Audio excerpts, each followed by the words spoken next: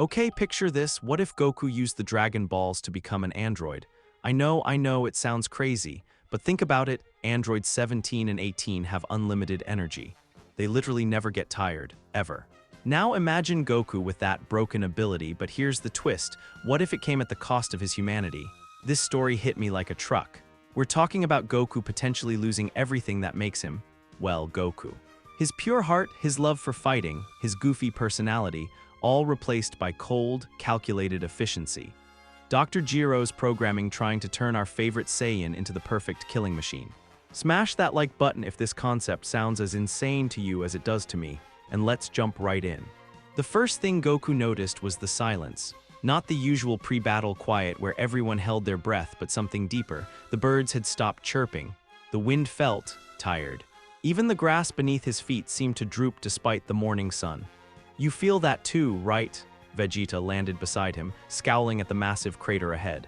Something's wrong with this whole area. Goku nodded, but couldn't quite put his finger on it. His ki felt normal, maybe even stronger than usual after his morning training. Yet something nagged at him, like trying to remember a dream that kept slipping away. The crater stretched out before them like a wound in the earth. 3 days ago, satellite footage had picked up the energy signature. 2 days ago, Bulma's sensors had gone crazy. Yesterday, the local wildlife had started fleeing in droves. Today, they'd come to see what was making such a fuss. Gohan, you getting anything on your end? Goku spoke into the small communicator Bulma had insisted they all carry. Nothing visual, Dad, but Gohan's voice crackled through the device. I don't know how to explain it. I feel like I'm getting weaker the closer I get to the crater. That's ridiculous, Vegeta snorted. Your power level doesn't just drop because... He stopped mid-sentence, his eyes widening slightly. What the hell? Goku felt it too. A subtle drain, like someone had poked a tiny hole in his energy reserves. Not enough to panic about, but definitely there. Piccolo, you copy? Goku tried the communicator again. I'm here, and I'm starting to think we should have brought more backup. Piccolo's deep voice carried an edge of concern. Whatever's down there, it's affecting all of us. Even Dende mentioned feeling off when I left the lookout. That got Goku's attention. If the Guardian of Earth was feeling something from this distance, a rumble echoed from the crater's depths. Not quite an explosion, more like something massive shifting underground. The sound made Goku's teeth itch. Movement detected, came Krillin's voice. Big movement, whatever's down there is coming up. Finally, Vegeta cracked his knuckles. I was getting bored with all this mystery nonsense. But Goku wasn't feeling his usual pre-fight excitement. That nagging wrongness was getting stronger, and now he could identify part of it. His ki wasn't just being drained, it was being pulled somewhere. Like a slow, steady current trying to drag him underwater, the ground began to shake. Everyone, stay sharp, Goku called out, even as he felt his energy dip another notch. Something big is, the earth exploded. Chunks of rock and dirt flew everywhere as something green and massive burst from the crater. For a split second, Goku's heart stopped. It looked like Cell. The same basic build, the same arrogant posture. But this version was bigger, bulkier, with strange new appendages extending from its back like mechanical wings. Its eyes glowed with a different kind of malice. Well, the creature's voice boomed across the landscape. The Earth's defenders come to greet their new master. How considerate. Cell, Gohan's voice was tight with old fear. Close, but not quite. The creature flexed, and Goku felt another wave of energy drain from his body. I am Cell Max, the ultimate evolution of Dr. Gero's work, and unlike my predecessor, I don't need to absorb you one at a time. To demonstrate his point, Cell Max spread his arms wide. Immediately, Goku felt the drain intensify, not just his Kai, everyone's ki. He could sense Vegeta's power dropping, Gohan's energy flickering, Piccolo's strength wavering. What's he doing? Krillin's voice was strained now. He's draining all of us at once, Goku realized with growing horror. Constantly. Clever boy, Cell Max's smile was predatory. My absorption field extends for miles in every direction. As long as you're within range, your energy feeds me while you grow weaker. The perfect trap.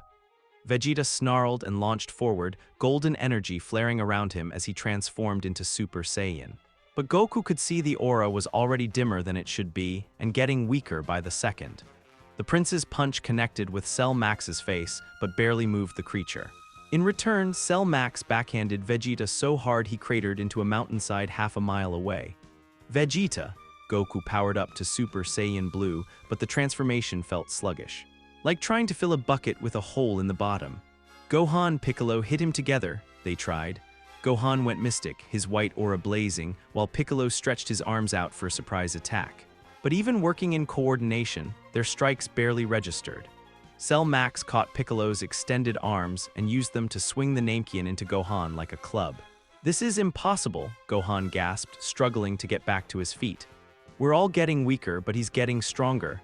The beauty of evolution," Cell Max laughed, his power visibly increasing as he drained them. "I don't need to hunt my prey anymore, you simply wither away while I ascend." Goku tried a Kamehameha, but the blast was pathetically weak compared to what it should have been. Cell Max didn't even bother dodging, he just stood there and let it hit him, absorbing the energy like a sponge. "Dad, we need to retreat," Gohan called out. "Regroup, find another way to—" "There is no other way," Cell Max roared. "My field extends across continents. Every living being on this planet is feeding me now. In a matter of hours, I'll have absorbed enough energy to become unstoppable, and you'll all be too weak to stand." The terrible thing was, Goku could feel it happening, not just to himself but to everything around them. The grass was browning. Trees were starting to wilt, even the air felt thinner, like the planet itself was being slowly drained of life. "We have to do something," he muttered, racking his brain for options. Ultra Instinct. It would just make him burn through his remaining energy faster. Fusion? Same problem, they'd be stronger temporarily, but Cell Max would drain them even quicker. Then he heard something that made his blood run cold. The sound of jet engines. "Oh no," Krillin's voice was barely a whisper. "Guys, look up." A small aircraft was approaching the battle zone. As it got closer, Goku could make out two figures inside. His heart nearly stopped when he recognized them. Android 17 and Android 18. "Get out of here," Goku shouted at them. "He drains energy from anyone who gets close." But instead of fleeing, the twins landed calmly nearby. And that's when Goku noticed something incredible. They looked fine, completely unaffected.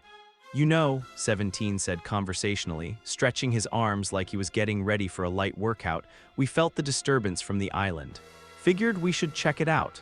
"Nice to see the gang's all here," 18 added, not even slightly winded despite being in Cell Max's absorption field. "Though you all look a bit pale, how are you not affected?" Gohan asked desperately. "Infinite energy," 17 explained simply. "Hard to drain something that doesn't run out." Cell Max's confident expression faltered for the first time. "Impossible. My absorption field works on all organic life." "Good thing we're not organic then," 18 smirked. She moved faster than Goku had ever seen her move before, appearing behind Cell Max in an instant. Her knee strike sent the massive creature skidding across the ground. "Now that felt good," she said, shaking out her leg. 17 joined the attack, and suddenly the tide of battle shifted completely. While the organic fighters could barely stand, the androids fought at full power. Cell Max, for all his absorption abilities, couldn't drain what he couldn't exhaust. But even watching 17 and 18 work, Goku felt his heart sinking. They were strong, incredibly strong, but Cell Max was adapting, learning their patterns, and worse, he was still draining energy from every other living thing on the planet. "This isn't sustainable," Piccolo said quietly, voicing what they were all thinking. "Even if they can beat him, how long will it take? How much life will he drain in the meantime?" Goku watched 18 dodge a blast that would have vaporized a mountain, then counter with a kick that sent shockwaves across the battlefield. She was amazing, they both were, but they were the only ones who could fight, the only ones who could protect the Earth from this threat, the only ones who weren't slowly dying just by being here. Goku, Vegeta had crawled over, his usual pride forgotten in the face of their desperate situation. "Tell me you have a plan, because at this rate, we'll be too weak to help anyone in another hour." Goku looked at his rival, his friend, and saw his own fear reflected back. They were the Earth's protectors. They'd faced gods, emperors, destroyers, angels. They'd always found a way, but this time was different. This time, their very nature as organic beings made them vulnerable. This time, being human, being Saiyan, was a liability. "There might be a way," Goku said slowly, an impossible idea forming in his mind. "But you're not going to like it. I don't like anything about this situation." "Speak." Goku watched 17 and 18 continue their battle, their unlimited energy allowing them to fight at levels that would leave any organic fighter gasping within minutes. They weren't just strong, they were tireless, inexhaustible. "Perfect, the Dragon Balls," he said finally. Vegeta's eyes widened as he realized what Goku was suggesting. "Kakarot, no, you can't be serious." "Look around us, Vegeta, we're losing all of us." And it's not because we're not strong enough, it's because we're the wrong type of fighter for this enemy. Another explosion echoed across the battlefield as Cell Max caught 18 off guard and sent her flying. She recovered quickly, but Goku could see the calculation in the creature's movements. He was learning, adapting. Soon, even infinite energy might not be enough. "We need the Dragon Balls," Goku repeated, his voice growing stronger with conviction. "And we need them now." "Dad," Gohan had heard enough of the conversation to understand. "You're talking about making myself an android," Goku finished. "Like 17 and 18. Infinite energy, no biological weaknesses, immune to absorption." The silence that followed was broken only by the sounds of battle in the distance. "That's insane," Krillin finally said. "That's permanent," Piccolo added grimly. "That's our only option," Goku countered. "Unless someone has a better idea for fighting an enemy that makes us weaker just by existing." He looked around at his friends, his family, and saw the same terrible understanding in their eyes. They were Earth's defenders, but they couldn't defend anything if they were too weak to fight. Another shockwave from the battle reminded them all that time was running out. Cell Max was getting stronger while they got weaker. And even if 17 and 18 won this fight, what about the next enemy? What about the one after that? "The Dragon Balls are scattered," Vegeta said quietly. It wasn't agreement, but it wasn't refusal either. "Bulma can track them," Goku replied. "She's got the radar."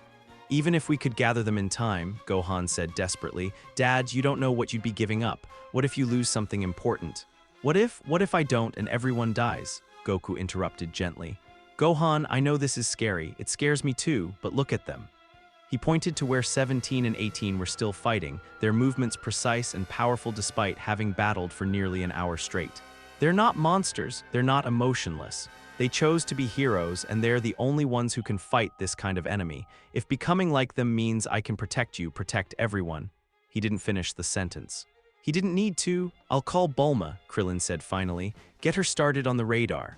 "I'll contact the others," Piccolo added. "We'll need everyone searching if we want to gather them in time." Goku nodded gratefully, but his attention was drawn back to the battle. 18 had just landed a devastating combo, but Cell Max was already recovering, already adapting, already getting stronger from the life force of an entire planet. "Hurry," he whispered, though he wasn't sure if he was talking to his friends or to himself. In the distance, thunder rolled across a cloudless sky as Cell Max powered up again, fed by the energy of every living thing for thousands of miles.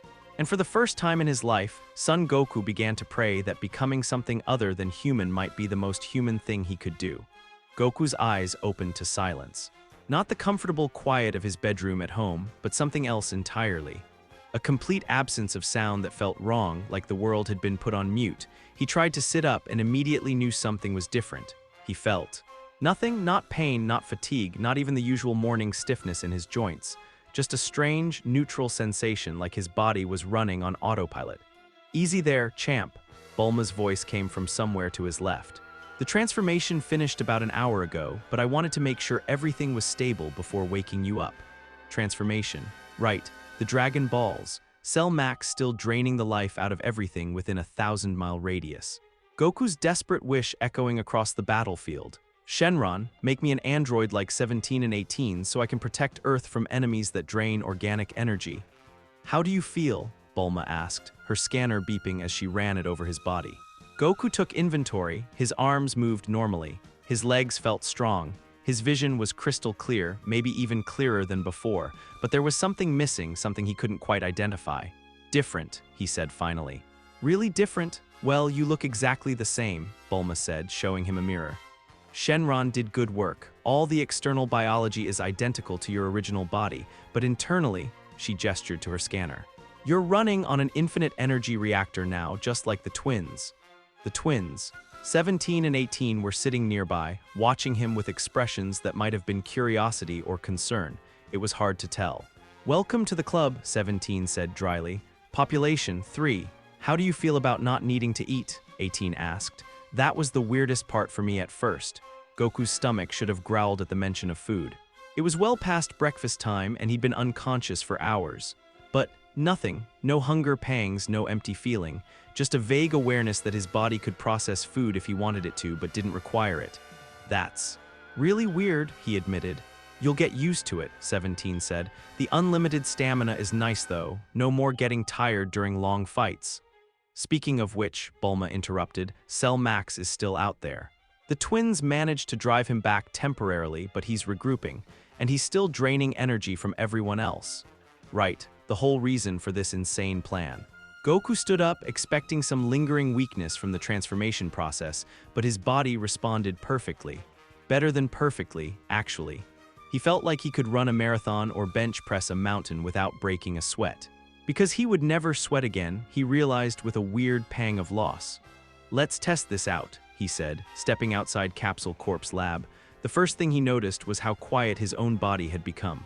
No heartbeat thundering in his ears, no rush of blood through his veins. Even his breathing was optional now. He could do it for comfort, but his body didn't actually need oxygen anymore.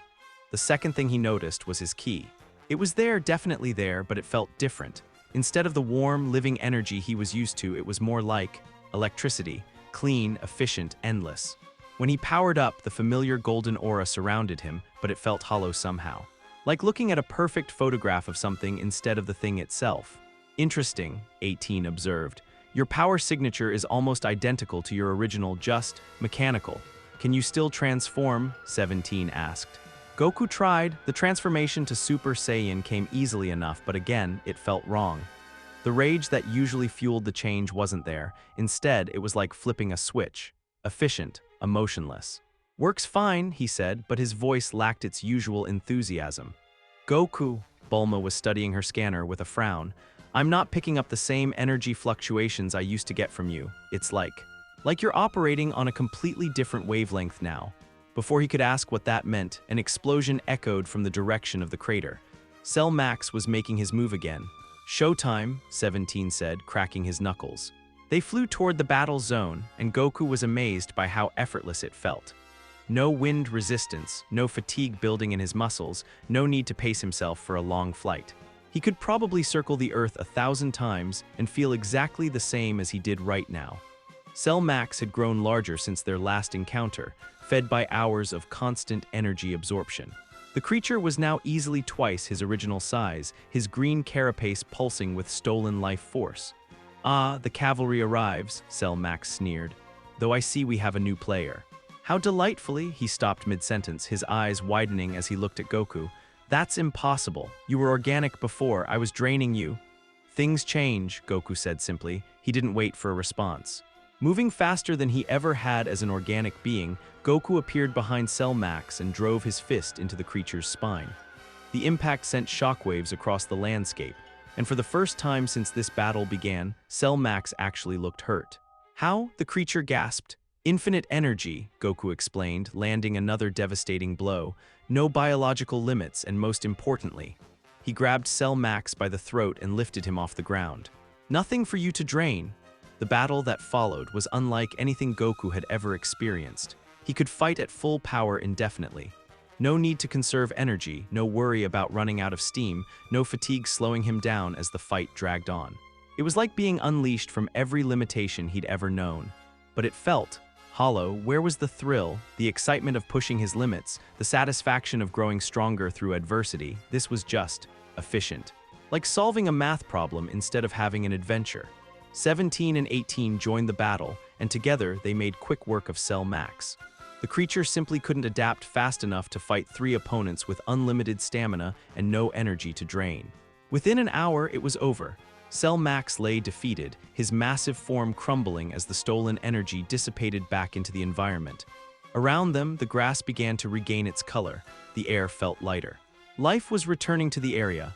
Well, 18 said, dusting off her hands, that was easier than expected. Good teamwork, 17 added with a nod toward Goku. You adapt fast. Goku should have felt proud, victorious. Relieved that the threat was over, instead he just felt empty, like he'd completed a chore rather than saved the world. You okay? 18 asked, noticing his expression. Yeah, just, Goku struggled to find the words. It didn't feel like winning, you know, it felt like working. 17 and 18 exchanged a look that Goku couldn't quite interpret. That's the trade-off, 17 said quietly. Unlimited power but no satisfaction from pushing your limits. No growth through struggle. No thrill of barely surviving by the skin of your teeth. You miss that? Goku asked. Sometimes, 18 admitted. But then I remember what we can protect now, and it seems worth it. The flight back to Capsule Corp was quiet. Goku found himself analyzing everything with a strange detachment. The cloud formations were interesting from a meteorological perspective. The wind patterns suggested weather changes in approximately 6 hours. His new android brain was cataloging and cross-referencing everything automatically. It was incredibly efficient, and absolutely nothing like how his mind used to work. When they landed, Chi-Chi was waiting for them. The moment she saw Goku, her face crumpled with relief and something else. Something that looked almost like grief. "You did it," she said, running to him. "You saved everyone." She wrapped her arms around him, but instead of the usual warmth and comfort he felt from her embrace, Goku found himself analyzing her heart rate, body temperature, and stress indicators. His new android senses were giving him a complete biological readout without his permission. "Chi-Chi," he said softly, trying to focus on her emotions instead of her vital signs. "I'm so proud of you," she whispered. "And so scared." "Scared? Why?" She pulled back to look at him, and he saw tears in her eyes. "Because you feel different, not just physically. It's like you're looking at me instead of seeing me." Goku wanted to deny it, but the words stuck in his throat. Because she was right. When he looked at her now, part of his mind was automatically cataloging her physical condition, stress levels, potential threats to her well-being. It was useful information, but it wasn't how a husband should see his wife. "I'm still me," he said, but even as he spoke the words, he wasn't entirely sure they were true. "Dad," Gohan came running over, Goten close behind. "Are you okay? Did it work?" "It worked," Goku confirmed, kneeling down to hug his sons. But again, that strange analytical detachment kicked in. Gohan's power level had increased since their last training session. Goten needed a haircut. Both boys were showing signs of worry and exhaustion. "Stop it," he told himself. "These are your children, not data points. Can you still train with us?" Goten asked eagerly. "Are you gonna be super strong now?" Goku hesitated. Could he still train? What was the point of training when he'd never get tired, never hit a wall, never have the satisfaction of breaking through to a new level? "We'll figure it out," he said finally. But later that evening, sitting at the dinner table while his family ate and he simply watched, Goku began to understand the true cost of his transformation. Not just the loss of biological needs, but something deeper.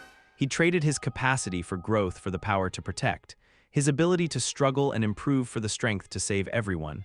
It had been the right choice, the only choice. So why did victory taste like nothing at all? "Goku," Chi-Chi's voice broke through his thoughts. "You've been staring at your empty plate for 10 minutes. "Sorry," he said, managing a smile. Just thinking, but thinking was all he seemed to do now. Analyzing, calculating, processing. The warm, instinctive responses that had guided him his whole life were still there, but buried under layers of mechanical efficiency. He was still Son Goku, still Earth's protector, still a husband and father. But as he watched his family laugh and talk around the dinner table, Goku couldn't shake the feeling that he was seeing them through glass now. Close enough to observe, but somehow impossibly far away. Outside, the sun set on a world saved by his sacrifice. And inside, an android with a human heart tried to remember what it felt like to be hungry. 1 week after defeating Cell Max, Goku sat at the kitchen table and watched his family eat breakfast. It wasn't a conscious choice to watch, he just found himself doing it. Analyzing their chewing patterns, calculating their nutritional intake, noting the slight crease in Chi-Chi's forehead that indicated she was worried about something. Probably him. "Dad, you're doing it again," Gohan said quietly, not looking up from his toast. "Doing what? Staring like we're specimens or something?" Goku blinked, realizing his son was right. When had he started looking at his family like they were data to be processed instead of people to be loved?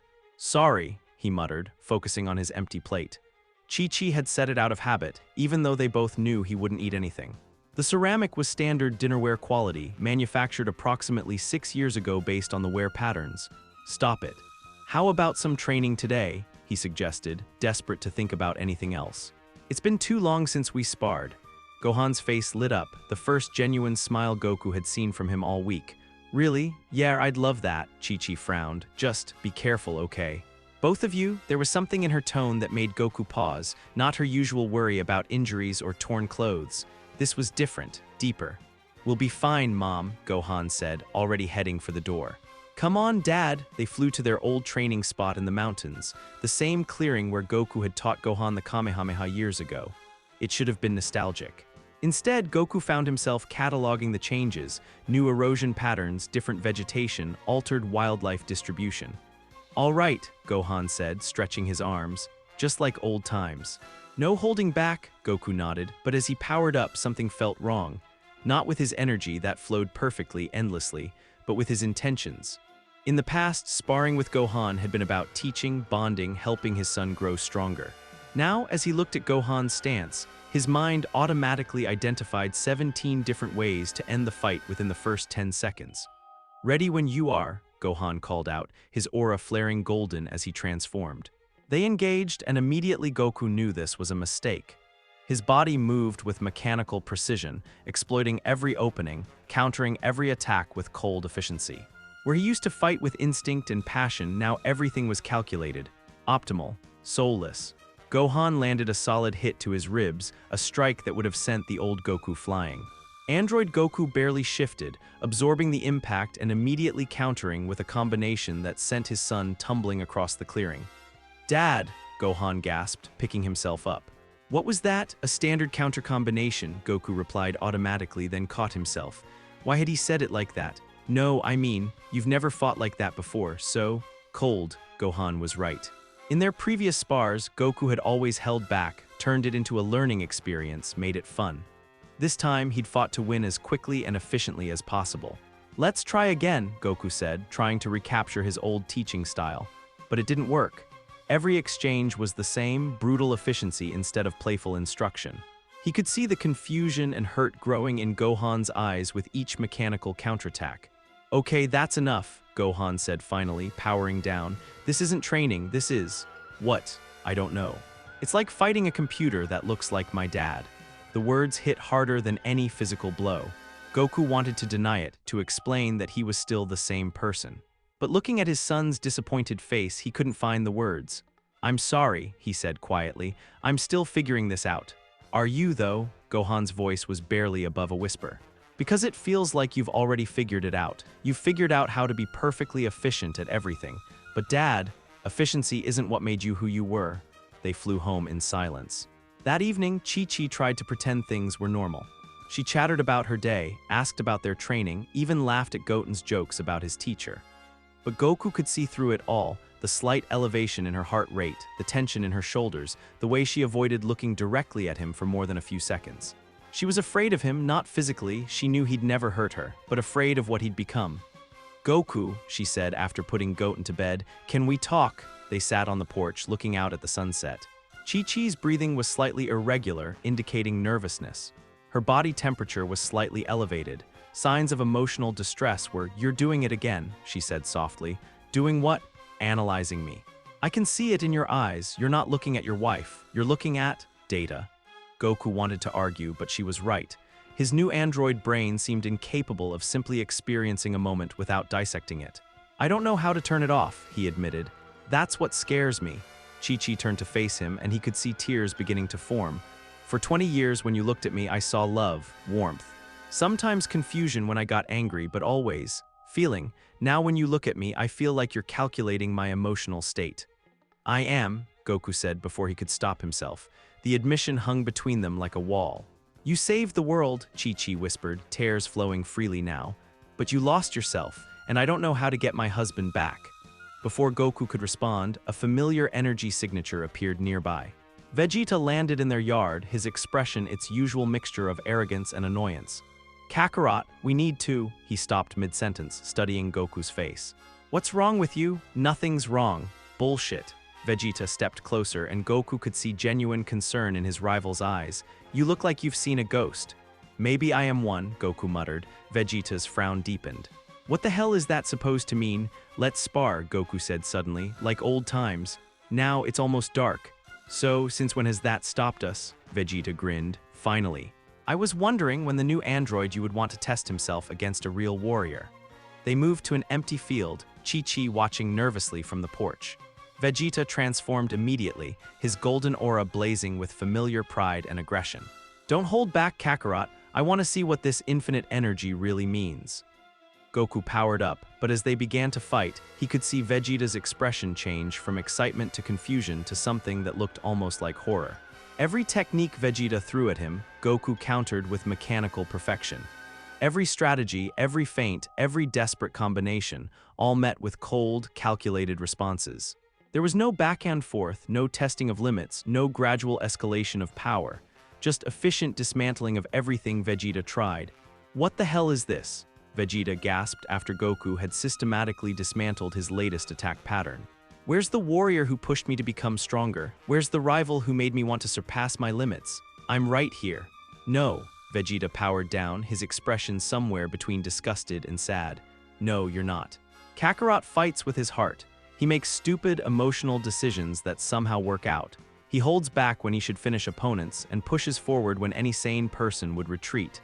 Vegeta pointed at him accusingly. "You just fought like a machine programmed to win." The words stung because they were true. Goku realized that somewhere in the past week, he'd stopped feeling the joy of combat. The thrill of facing a strong opponent, the satisfaction of pushing beyond his limits, the connection he used to feel with worthy rivals, all of it was gone. "I can't help it," he said quietly. "This is how I think now." "Then maybe," Vegeta said, his voice uncharacteristically gentle, "you should figure out how to think differently. Because right now, you're not the man who became my greatest rival. You're just a very sophisticated punching bag that hits back." After Vegeta left, Goku stood alone in the field, trying to process what had happened. But even his attempt at self-reflection felt mechanical, like running a diagnostic on his own systems. He flew home to find Chi-Chi still on the porch waiting for him. "How did it go?" she asked. "Badly." She was quiet for a long moment. "Goku, do you still love me?" The question should have been easy. Of course he loved her. She was his wife, the mother of his children, his anchor to everything good in the world. But as he opened his mouth to answer, he realized something terrifying. He couldn't feel it anymore. He knew, intellectually, that he loved her. The memories were there, the logical reasons were sound. But the warm emotion that had once filled his chest when he looked at her, that was gone, replaced by clinical analysis of her importance to his life and psychological well-being. He started, then stopped. "How do you tell your wife that you love her with your mind but not your heart?" "You don't know," Chi-Chi said, reading his silence correctly. "Oh God, Goku. You don't know if you love me anymore." "I want to," he said desperately. "Chi-Chi, I want to love you. I want to feel what I used to feel, but it's like that part of me is broken." She stood up, wrapping her arms around herself. "Maybe it's not broken, maybe it's just different now. Maybe you have to learn how to love with an android heart instead of a human one." "What if I can't?" Chi-Chi looked at him for a long moment, and he could see her making some internal decision. "Then we figure it out together," she said finally. "Because that's what married couples do, even when one of them becomes something else entirely." As they walked inside together, Goku tried to focus on the gratitude he should feel for her patience and understanding. But even that felt hollow, reduced to logical appreciation rather than genuine emotion. He'd saved the world by becoming an android. But as he lay in bed that night, listening to Chi-Chi's breathing and feeling nothing but analytical awareness of her sleep patterns, Goku began to wonder if saving everyone else had cost him the ability to save himself. Outside, the stars shone down on a peaceful Earth, protected by a guardian who no longer remembered what it felt like to care about anything beyond the efficient completion of his duties. And in the distance, in a secret laboratory, old computer systems began to flicker to life, activated by signals that only androids could receive. The headache started small. Goku first noticed it during his morning routine. Not that he needed a routine anymore, but old habits died hard. He was standing in the yard, going through his stretches, when a sharp pain lanced through his skull. For a moment, he thought he heard something. A voice, distant and electronic like a radio tuned to the wrong frequency. But when he focused on it, there was nothing.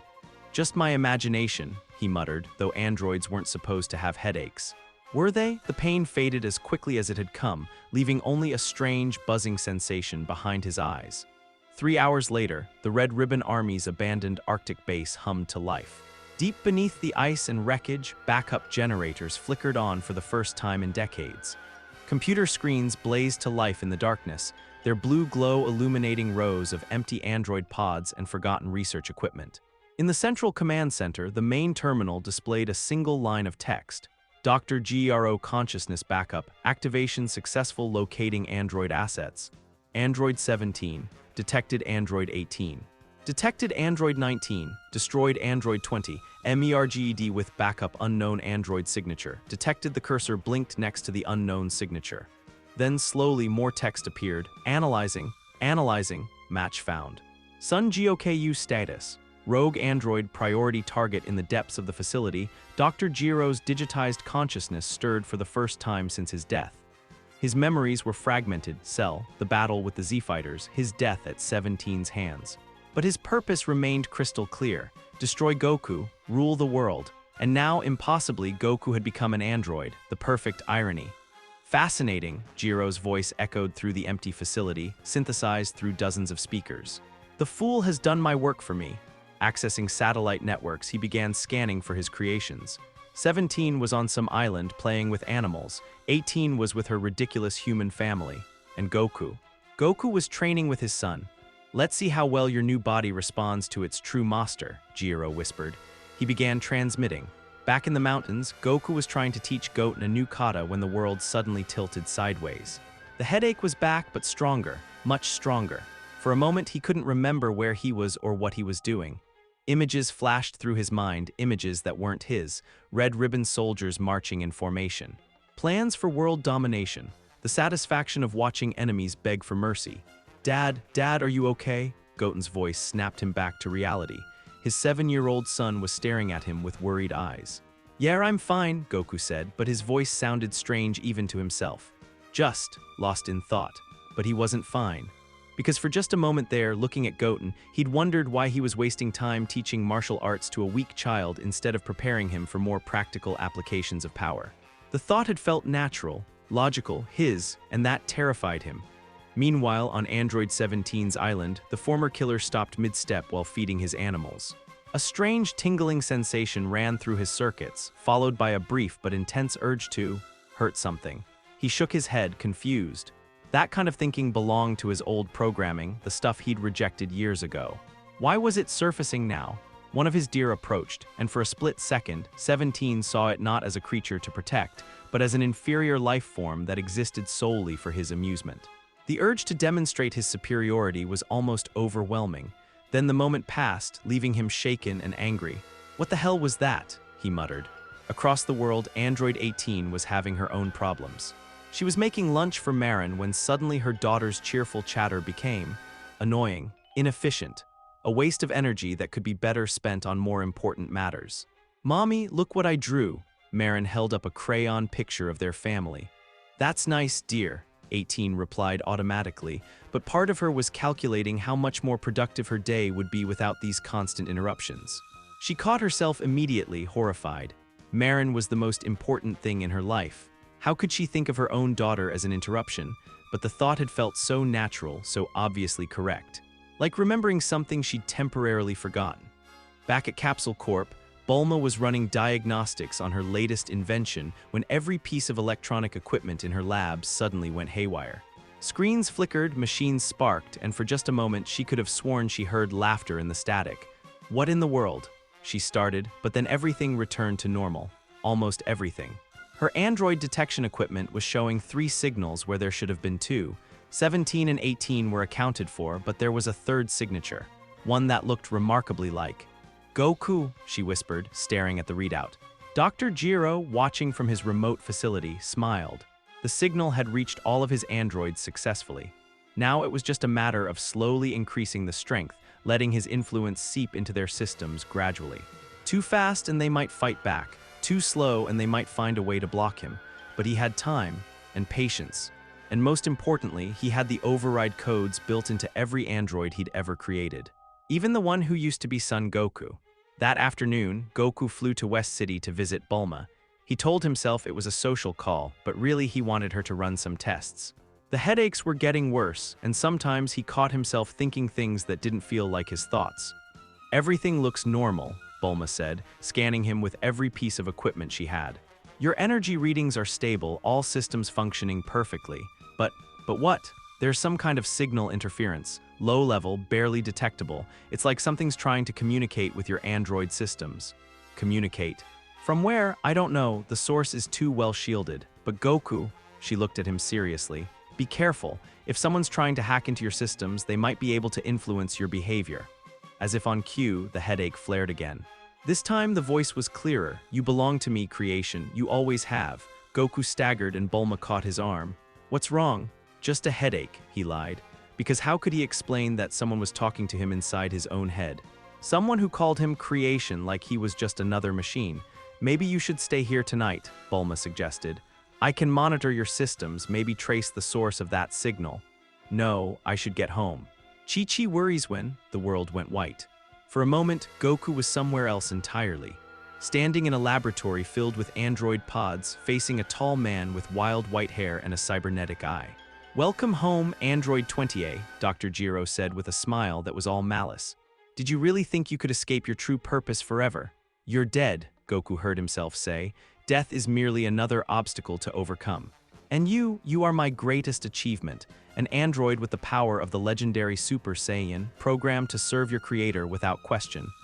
I'm not your creation, I chose this, Gero laughed. Choice. My dear boy, androids don't choose. They simply execute their programming, and your programming is finally asserting itself. The vision shattered, and Goku was back in Bulma's lab on his knees, head pounding. She was kneeling beside him, scanner in hand, talking rapidly into her communicator. Need 17 and 18 here now. Something's wrong with Goku's android systems, and I'm fine, Goku said, getting to his feet. But he wasn't fine. The voice in his head was getting stronger, and with it came thoughts that weren't his own. Efficiency over mercy, logic over emotion, power over weakness. Goku, please let me help. I said I'm fine, he snapped, and the force of his voice shattered every piece of glass in the lab. Bulma stumbled backward, fear flickering across her face. Not fear of physical harm, she knew he'd never hurt her, but fear of what he was becoming. I'm sorry, Goku said quickly. I didn't mean to, I'll pay for the damages. But as he flew home, he could still hear Gero's voice whispering in the back of his mind. Soon, my greatest creation. Soon you'll understand what you truly are. That evening, Goku sat down to dinner with his family, trying to act normal, but normal was becoming harder to define. When Goten spilled his drink, Goku's first thought wasn't about getting a towel. It was about the inefficiency of allowing a child to handle breakable objects without proper motor control training. When Chi-Chi asked about his day, he found himself calculating the optimal response to maintain domestic harmony rather than simply telling her the truth. And when she reached over to squeeze his hand, he analyzed her touch for signs of deception or manipulation instead of just enjoying the comfort of his wife's affection. Are you feeling all right? Chi-Chi asked. You seem distant tonight. Just thinking about training, he replied automatically, which was true in a way. He was thinking about how to make his training more efficient. More focused on practical combat applications rather than the joy of self-improvement. After dinner, Krillin stopped by to visit. They sat on the porch, talking about old times, but Goku found himself studying his oldest friend with clinical detachment. Analyzing his weaknesses, his blind spots, the most efficient ways to neutralize him if necessary. Remember that time we fought in the tournament, Krillin was saying. You were so excited just to have a good fight. That's what I always loved about you, Goku. Win or lose, you just enjoyed the challenge. Enjoyed, past tense. Because Goku couldn't remember the last time he'd felt genuine enjoyment about anything. Everything was calculation now. Analysis, optimization. Yeah, he said distantly. Good times. Are you sure you're okay? You've been acting weird lately, even for you. The question triggered something, a flash of irritation that surprised him with its intensity. Why was this weak human questioning his behavior? What gave him the right to? Goku caught himself, horrified. These weren't his thoughts. They couldn't be. Krillin was his best friend, not some weak human to be dismissed. But the thought had felt so natural, so obviously correct. I'm fine, Krillin, he said, forcing a smile, just adjusting to the android thing. Well, if you ever want to talk about it. Krillin stood up to leave. We're all here for you, you know that, right? Yeah, I know. But as Krillin flew away, Goku found himself wondering why he maintained these relationships at all. What tactical advantage did friendship provide? Wouldn't it be more efficient to operate alone, without the emotional complications of human attachment? The thought should have disturbed him. Instead, it felt like remembering something important he'd temporarily forgotten. In his hidden facility, Dr. Gero watched through satellite feeds and smiled. The conditioning was working faster than expected. Within a few days, his greatest creation would be ready to accept his true purpose. To destroy the world that had rejected Dr. Gero's vision. Starting with the weaklings Goku currently called friends, the dreams were the worst part. Goku didn't even know androids could dream, but every time he entered sleep mode, he'd stopped calling it sleeping because it wasn't, not really, the visions came. Memories that weren't his, flooding his mind with images of laboratories, calculations, and cold satisfaction at the thought of human suffering.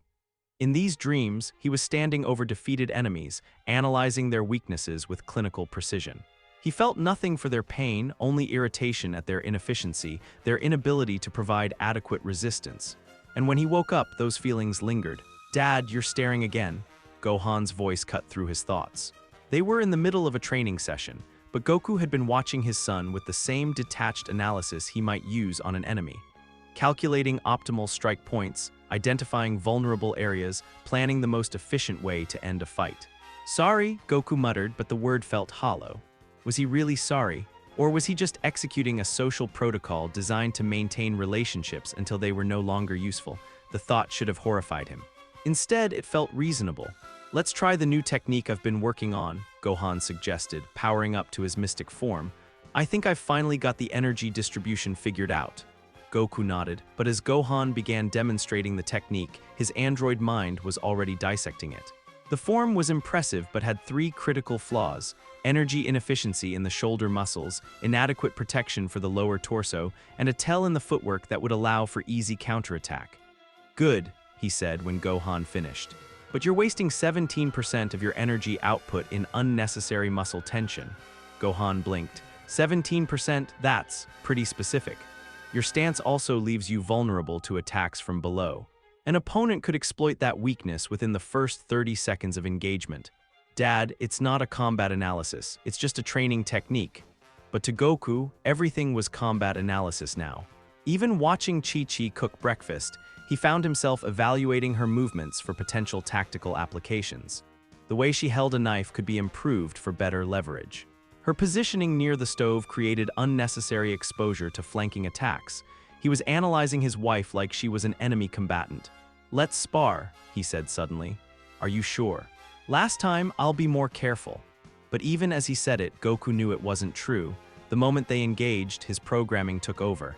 Every strike was calculated for maximum efficiency. Every counter was designed to exploit Gohan's emotional attachments and predictable behavior patterns. Within 3 minutes, he had Gohan on the ground, one hand around his son's throat, the other drawn back for a killing blow. "Dad," Gohan gasped. "What are you doing?"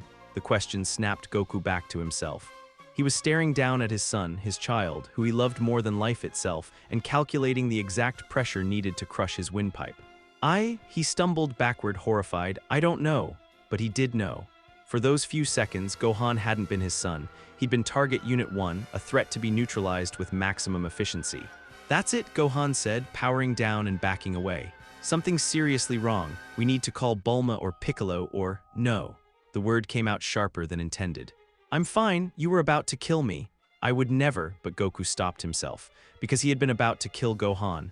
The intent had been there, clear and logical and completely natural feeling. "I need to go," he said quietly. "Dad, wait." But Goku was already gone, flying toward the one place where he might find answers. Android 17's island was peaceful as always. The former killer had built himself a sanctuary here, surrounded by the animals he protected. But when Goku landed, 17 looked up from feeding a wounded deer with an expression of grim understanding. "You're hearing it too," 17 said without preamble. "Hearing what?" The voice, old programming trying to reassert itself. 17 stood up, brushing off his hands. "Been getting stronger the last few days." Goku felt a mixture of relief and dread. "So I'm not going crazy. Depends on your definition. But no, you're not imagining it." 17 walked over to a small cabin and gestured for Goku to follow. "The question is, what are we going to do about it?" Inside the cabin, 18 was already waiting.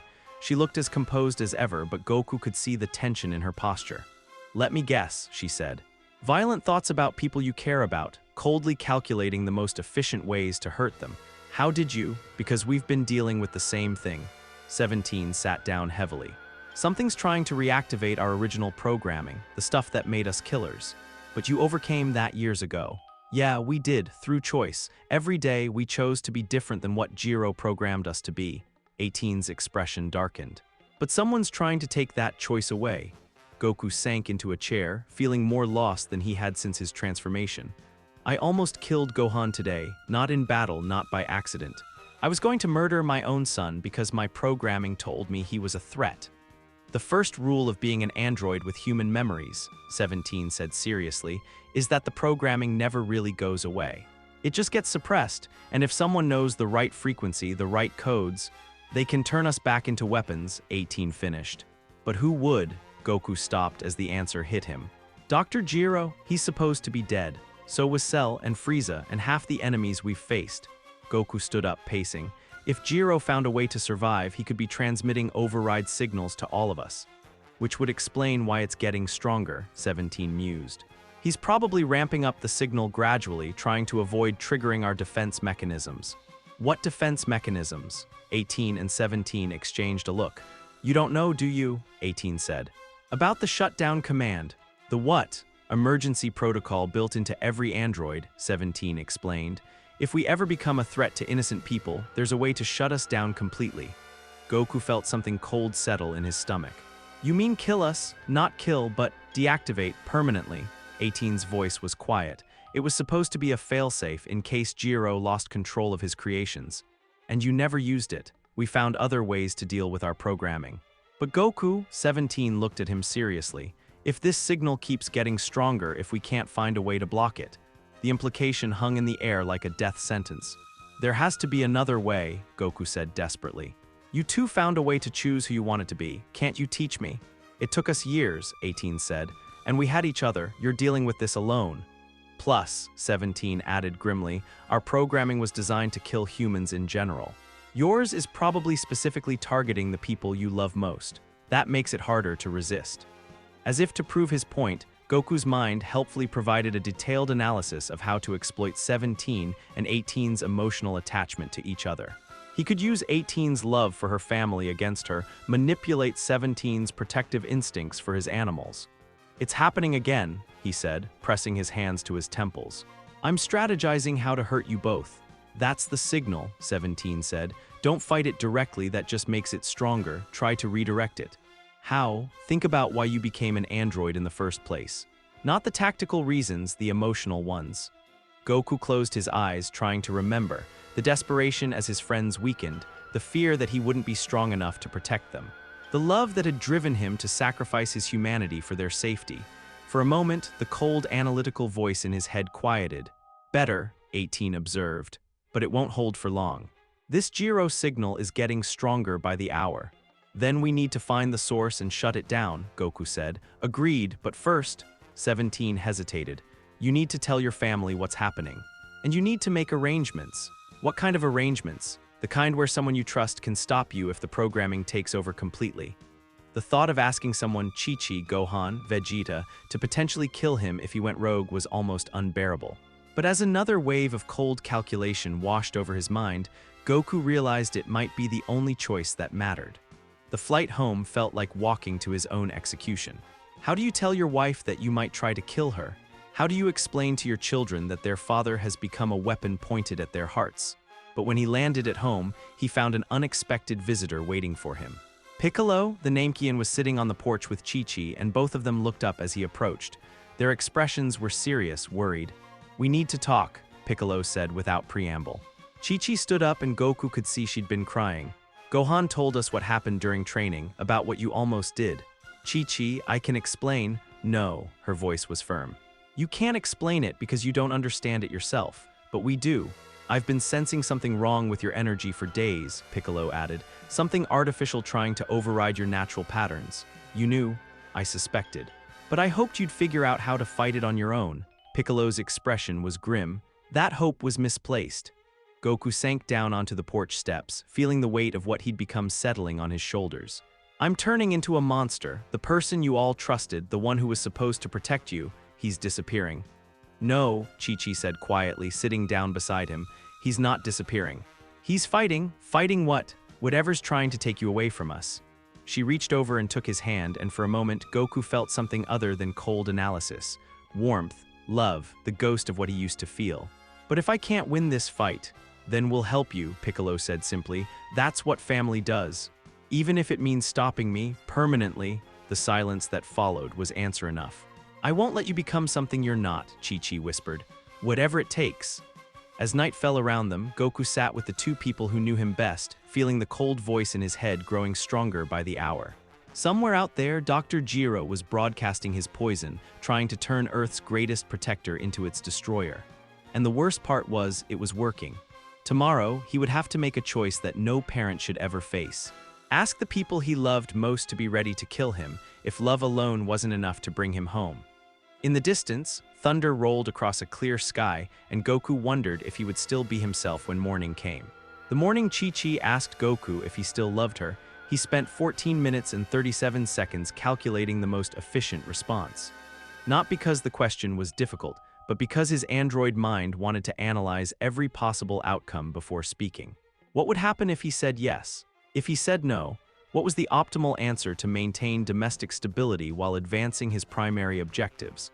The fact that he was thinking about his wife's feelings in terms of domestic stability and primary objectives should have terrified him. Instead, it felt perfectly reasonable. "Of course I love you," he said finally, because statistical analysis indicated this response had the highest probability of preventing emotional complications.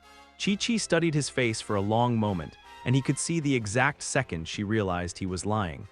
Not because his feelings had changed, but because the concept of love itself had become just another variable in his processing matrix. "Goku," she said quietly, "when you look at me right now, what do you see?"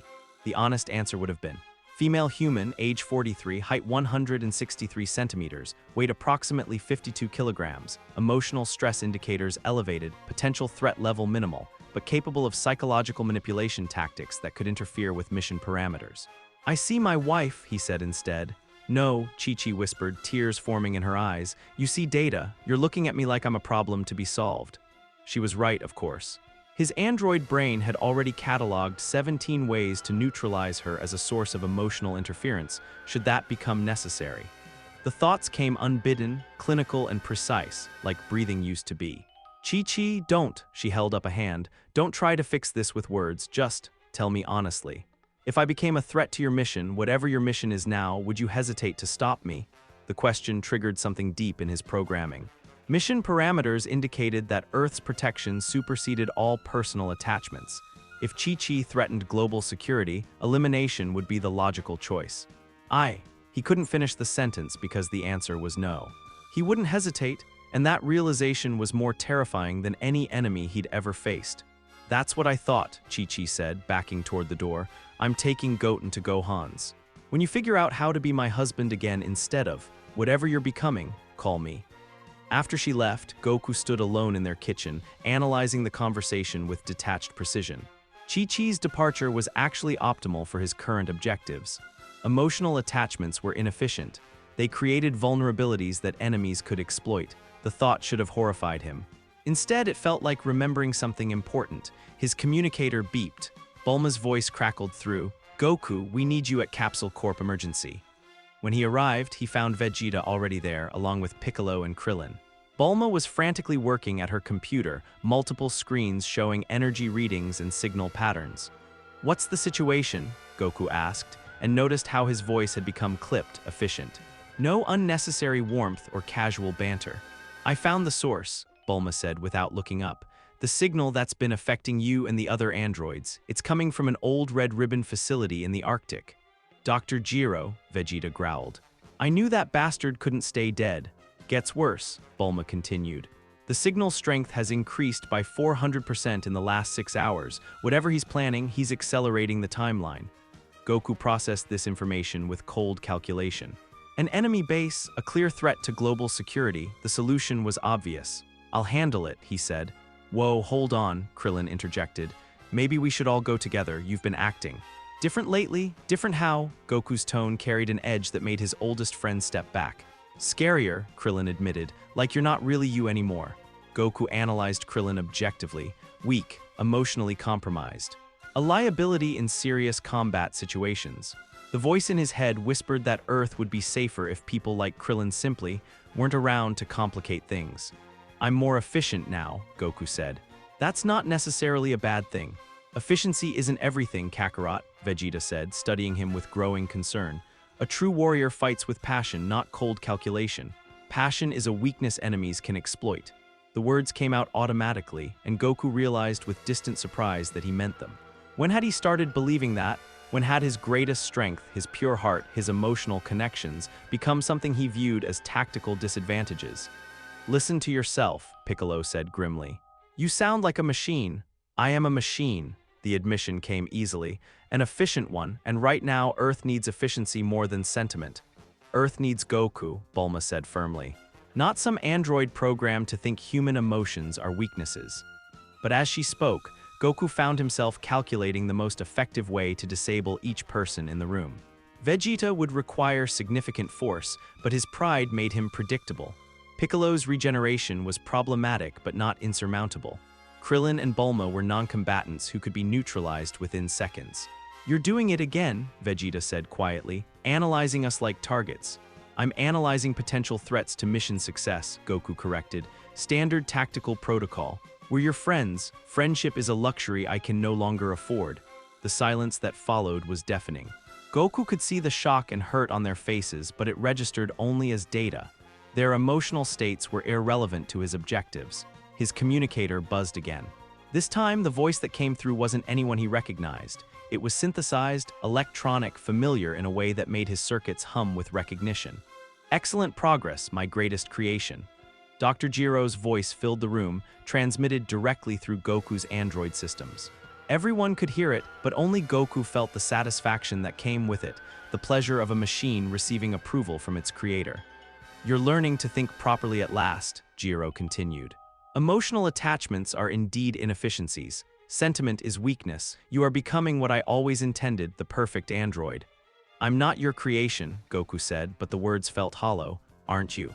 You chose to become an android. You chose unlimited power over human limitations. You chose efficiency over emotion. Every decision has been bringing you closer to your true nature. My true nature is to protect Earth. And how can you protect it while hampered by concerns for individual humans? How many times have you held back in battle because you were worried about collateral damage? How many enemies have escaped because you showed mercy instead of finishing them? The questions hit like physical blows because they were true. How many threats had returned stronger because Goku had chosen compassion over pragmatism? How many people had died because he'd hesitated to kill when killing was the logical choice? You see it now, Gero's voice was pleased. The inefficiency of human morality, the weakness of emotional decision-making. As an android, you can be better, perfect. Goku looked around the room at his friends, no, at the humans who had once been important to him, and felt nothing but clinical assessment. They were obstacles to optimal efficiency. Vegeta's pride would make him oppose necessary decisions. Piccolo's moral code would interfere with pragmatic solutions. Krillin's weakness would endanger missions. Bulma's emotional attachments would compromise her scientific objectivity. They're holding you back, Gero whispered. All of them. Imagine how much more you could accomplish without their limitations constraining you. Stop listening to him, Goku, Bulma pleaded. That's not who you are, isn't it? Goku turned to face her, and she flinched at the coldness in his eyes. Perhaps this is who I was always meant to be. Perhaps becoming an android just allowed me to see clearly for the first time. You're scaring me, Krillin whispered. Good, Goku replied automatically. Fear leads to respect. Respect leads to compliance. Compliance leads to efficiency. Listen to yourself, Vegeta snarled. You sound like every megalomaniac we've ever fought. I sound logical. You sound insane. Goku's analysis of Vegeta shifted. Hostile, confrontational, likely to oppose optimal solutions through violence. Threat level, significant but manageable. Perhaps it would be more efficient if you simply weren't here to complicate things, Goku said quietly. The threat was unmistakable. Vegeta powered up immediately, golden energy blazing around him, but Goku felt no answering excitement. No thrill of facing a strong opponent. Just mild irritation at the inefficiency of the situation. There it is, Gero's voice was triumphant.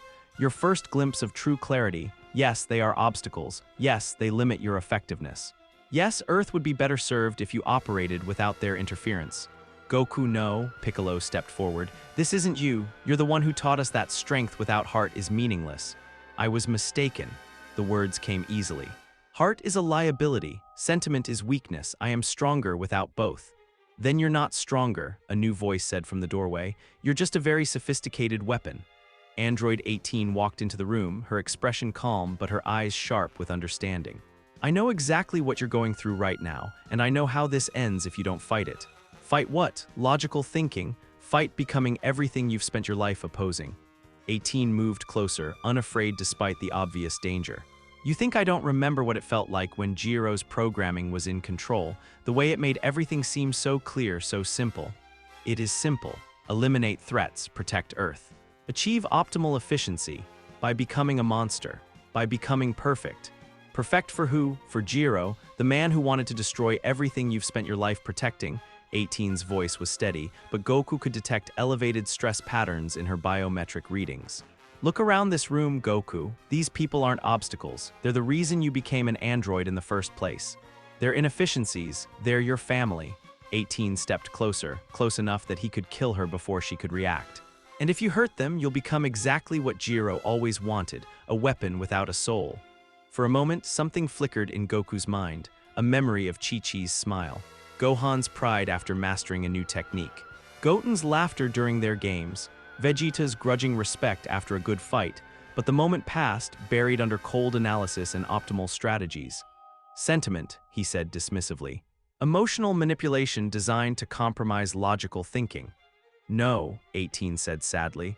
Love, the thing androids aren't supposed to be capable of feeling, but we can choose to feel it anyway. Just like we can choose not to. Choice is an illusion. We are what our programming makes us. Then why did 17 and I choose to be different? Why did we reject our original programming? The question created a brief system conflict. 17 and 18 had indeed defied their original purpose, but that was an anomaly, he concluded. A flaw in your programming that I don't share. You're wrong, 18 said quietly. And someday, when Gero's signal fades and you're left alone with what you've become, you'll realize it. I just hope it's not too late by then. She turned to leave, then paused. For what it's worth, the Goku I knew would never have given up fighting for who he wanted to be. But then again, maybe that Goku really is gone. After she left, the room fell silent except for the quiet hum of electronics and the sound of his friend's frightened breathing. Well, Gero's voice was pleased. Shall we discuss your new mission parameters? And for the first time since his transformation, Goku found himself genuinely curious to hear what his creator had to say. In the distance, thunder rolled across a clear sky, and the last vestiges of Son Goku's humanity slipped away like water through his mechanical fingers.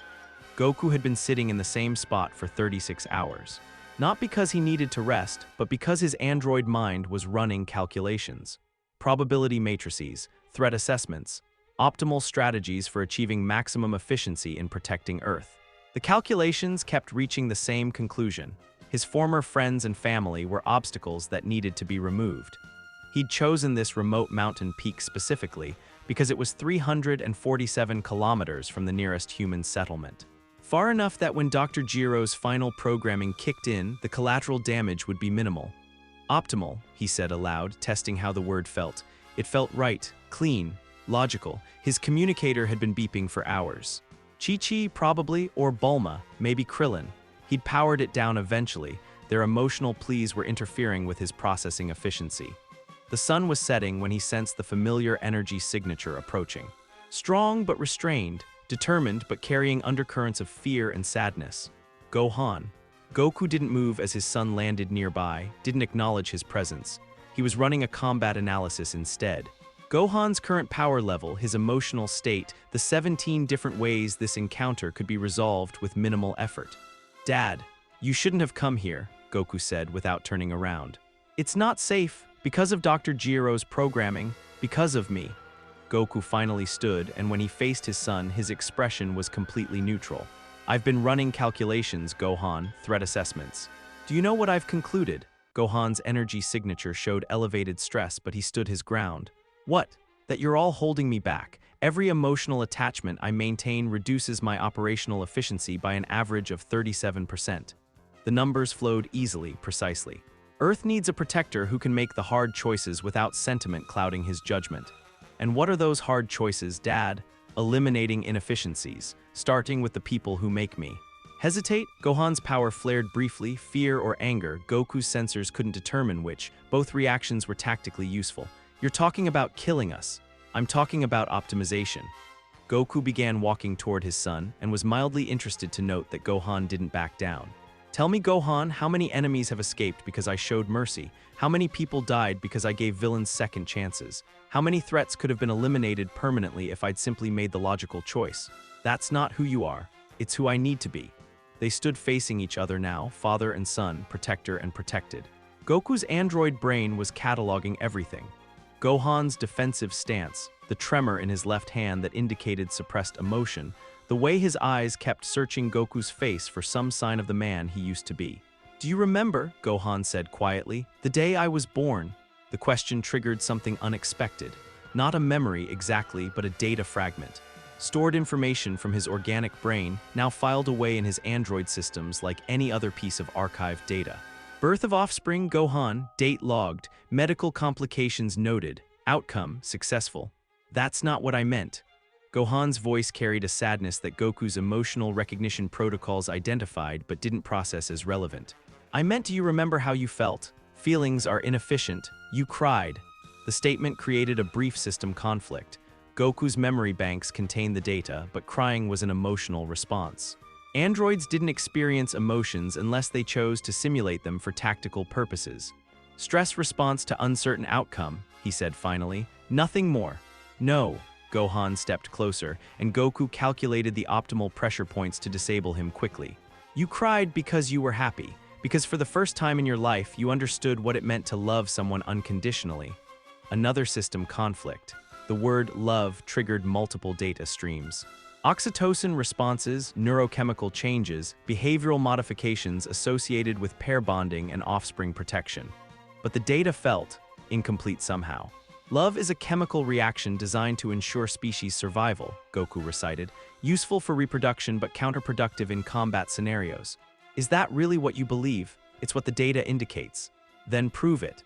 Gohan powered up, golden energy blazing around him as he transformed to Super Saiyan. Fight me like I'm just another threat to eliminate. Show me how efficient you are without love holding you back. The challenge was logical. A combat demonstration would provide useful data about his current capabilities versus emotional handicaps. Goku powered up as well, his own golden aura flaring with mechanical precision. They engaged. Within seconds, Goku had mapped every pattern in Gohan's fighting style. His son was powerful but predictable. Too concerned with defense, too hesitant to press advantages, too worried about causing harm to fight with maximum effectiveness.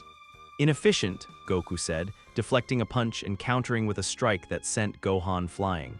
You're holding back because you don't want to hurt your father. Tactical error. Gohan recovered quickly, but Goku was already analyzing his next 17 moves. You're not my father right now, Gohan said, launching into a complex combination. My father would never calculate the most efficient way to kill his own family. Your father was weak. Each of Goku's counters was perfectly calibrated, maximum impact, minimum energy expenditure. Hampered by sentiment and inefficient emotional responses. My father was the strongest man I ever knew. Strength can be measured. I am objectively stronger now. No, Gohan said, and something in his voice made Goku pause his attack sequence for 0.3 seconds. You're just emptier. The pause was a tactical error. Gohan's next combination broke through his guard, landing several solid hits. But instead of capitalizing on the advantage, his son stopped fighting entirely. I remember that day too, Gohan said, breathing heavily. Not just when I was born, but when Goten was born. Do you want to know what I saw? Goku's analytical processes indicated this was likely another emotional manipulation attempt. Irrelevant. I saw you hold him for the first time. This tiny, helpless thing that couldn't even open his eyes yet, and you looked at him like he was the most important thing in the entire universe. More archived data. Goku could access the memory files, holding Goten, noting his small size and complete vulnerability, calculating the statistical likelihood of infant survival in their dangerous environment. But there was something else in those files. Something his android brain classified as unprocessed emotional data and marked as irrelevant. You smiled, Gohan continued. Not because it was tactically advantageous, not because it served some greater purpose. You smiled because you were happy, because you loved him.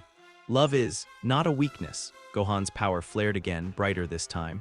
It's what made you who you were. It's what made you fight harder when we were in danger, train longer when you needed to protect us, sacrifice everything to keep us safe. Goku found himself accessing more memory files. Fighting Cell to protect Gohan, dying to save Earth. choosing to stay dead to keep his family safe from enemies who targeted him. Every decision had been inefficient, tactically unsound, emotionally motivated. Those were tactical errors, he said, but something in his voice processing subroutines had changed. Were they, or were they the moments when you were most yourself? Gohan powered down, his golden aura fading.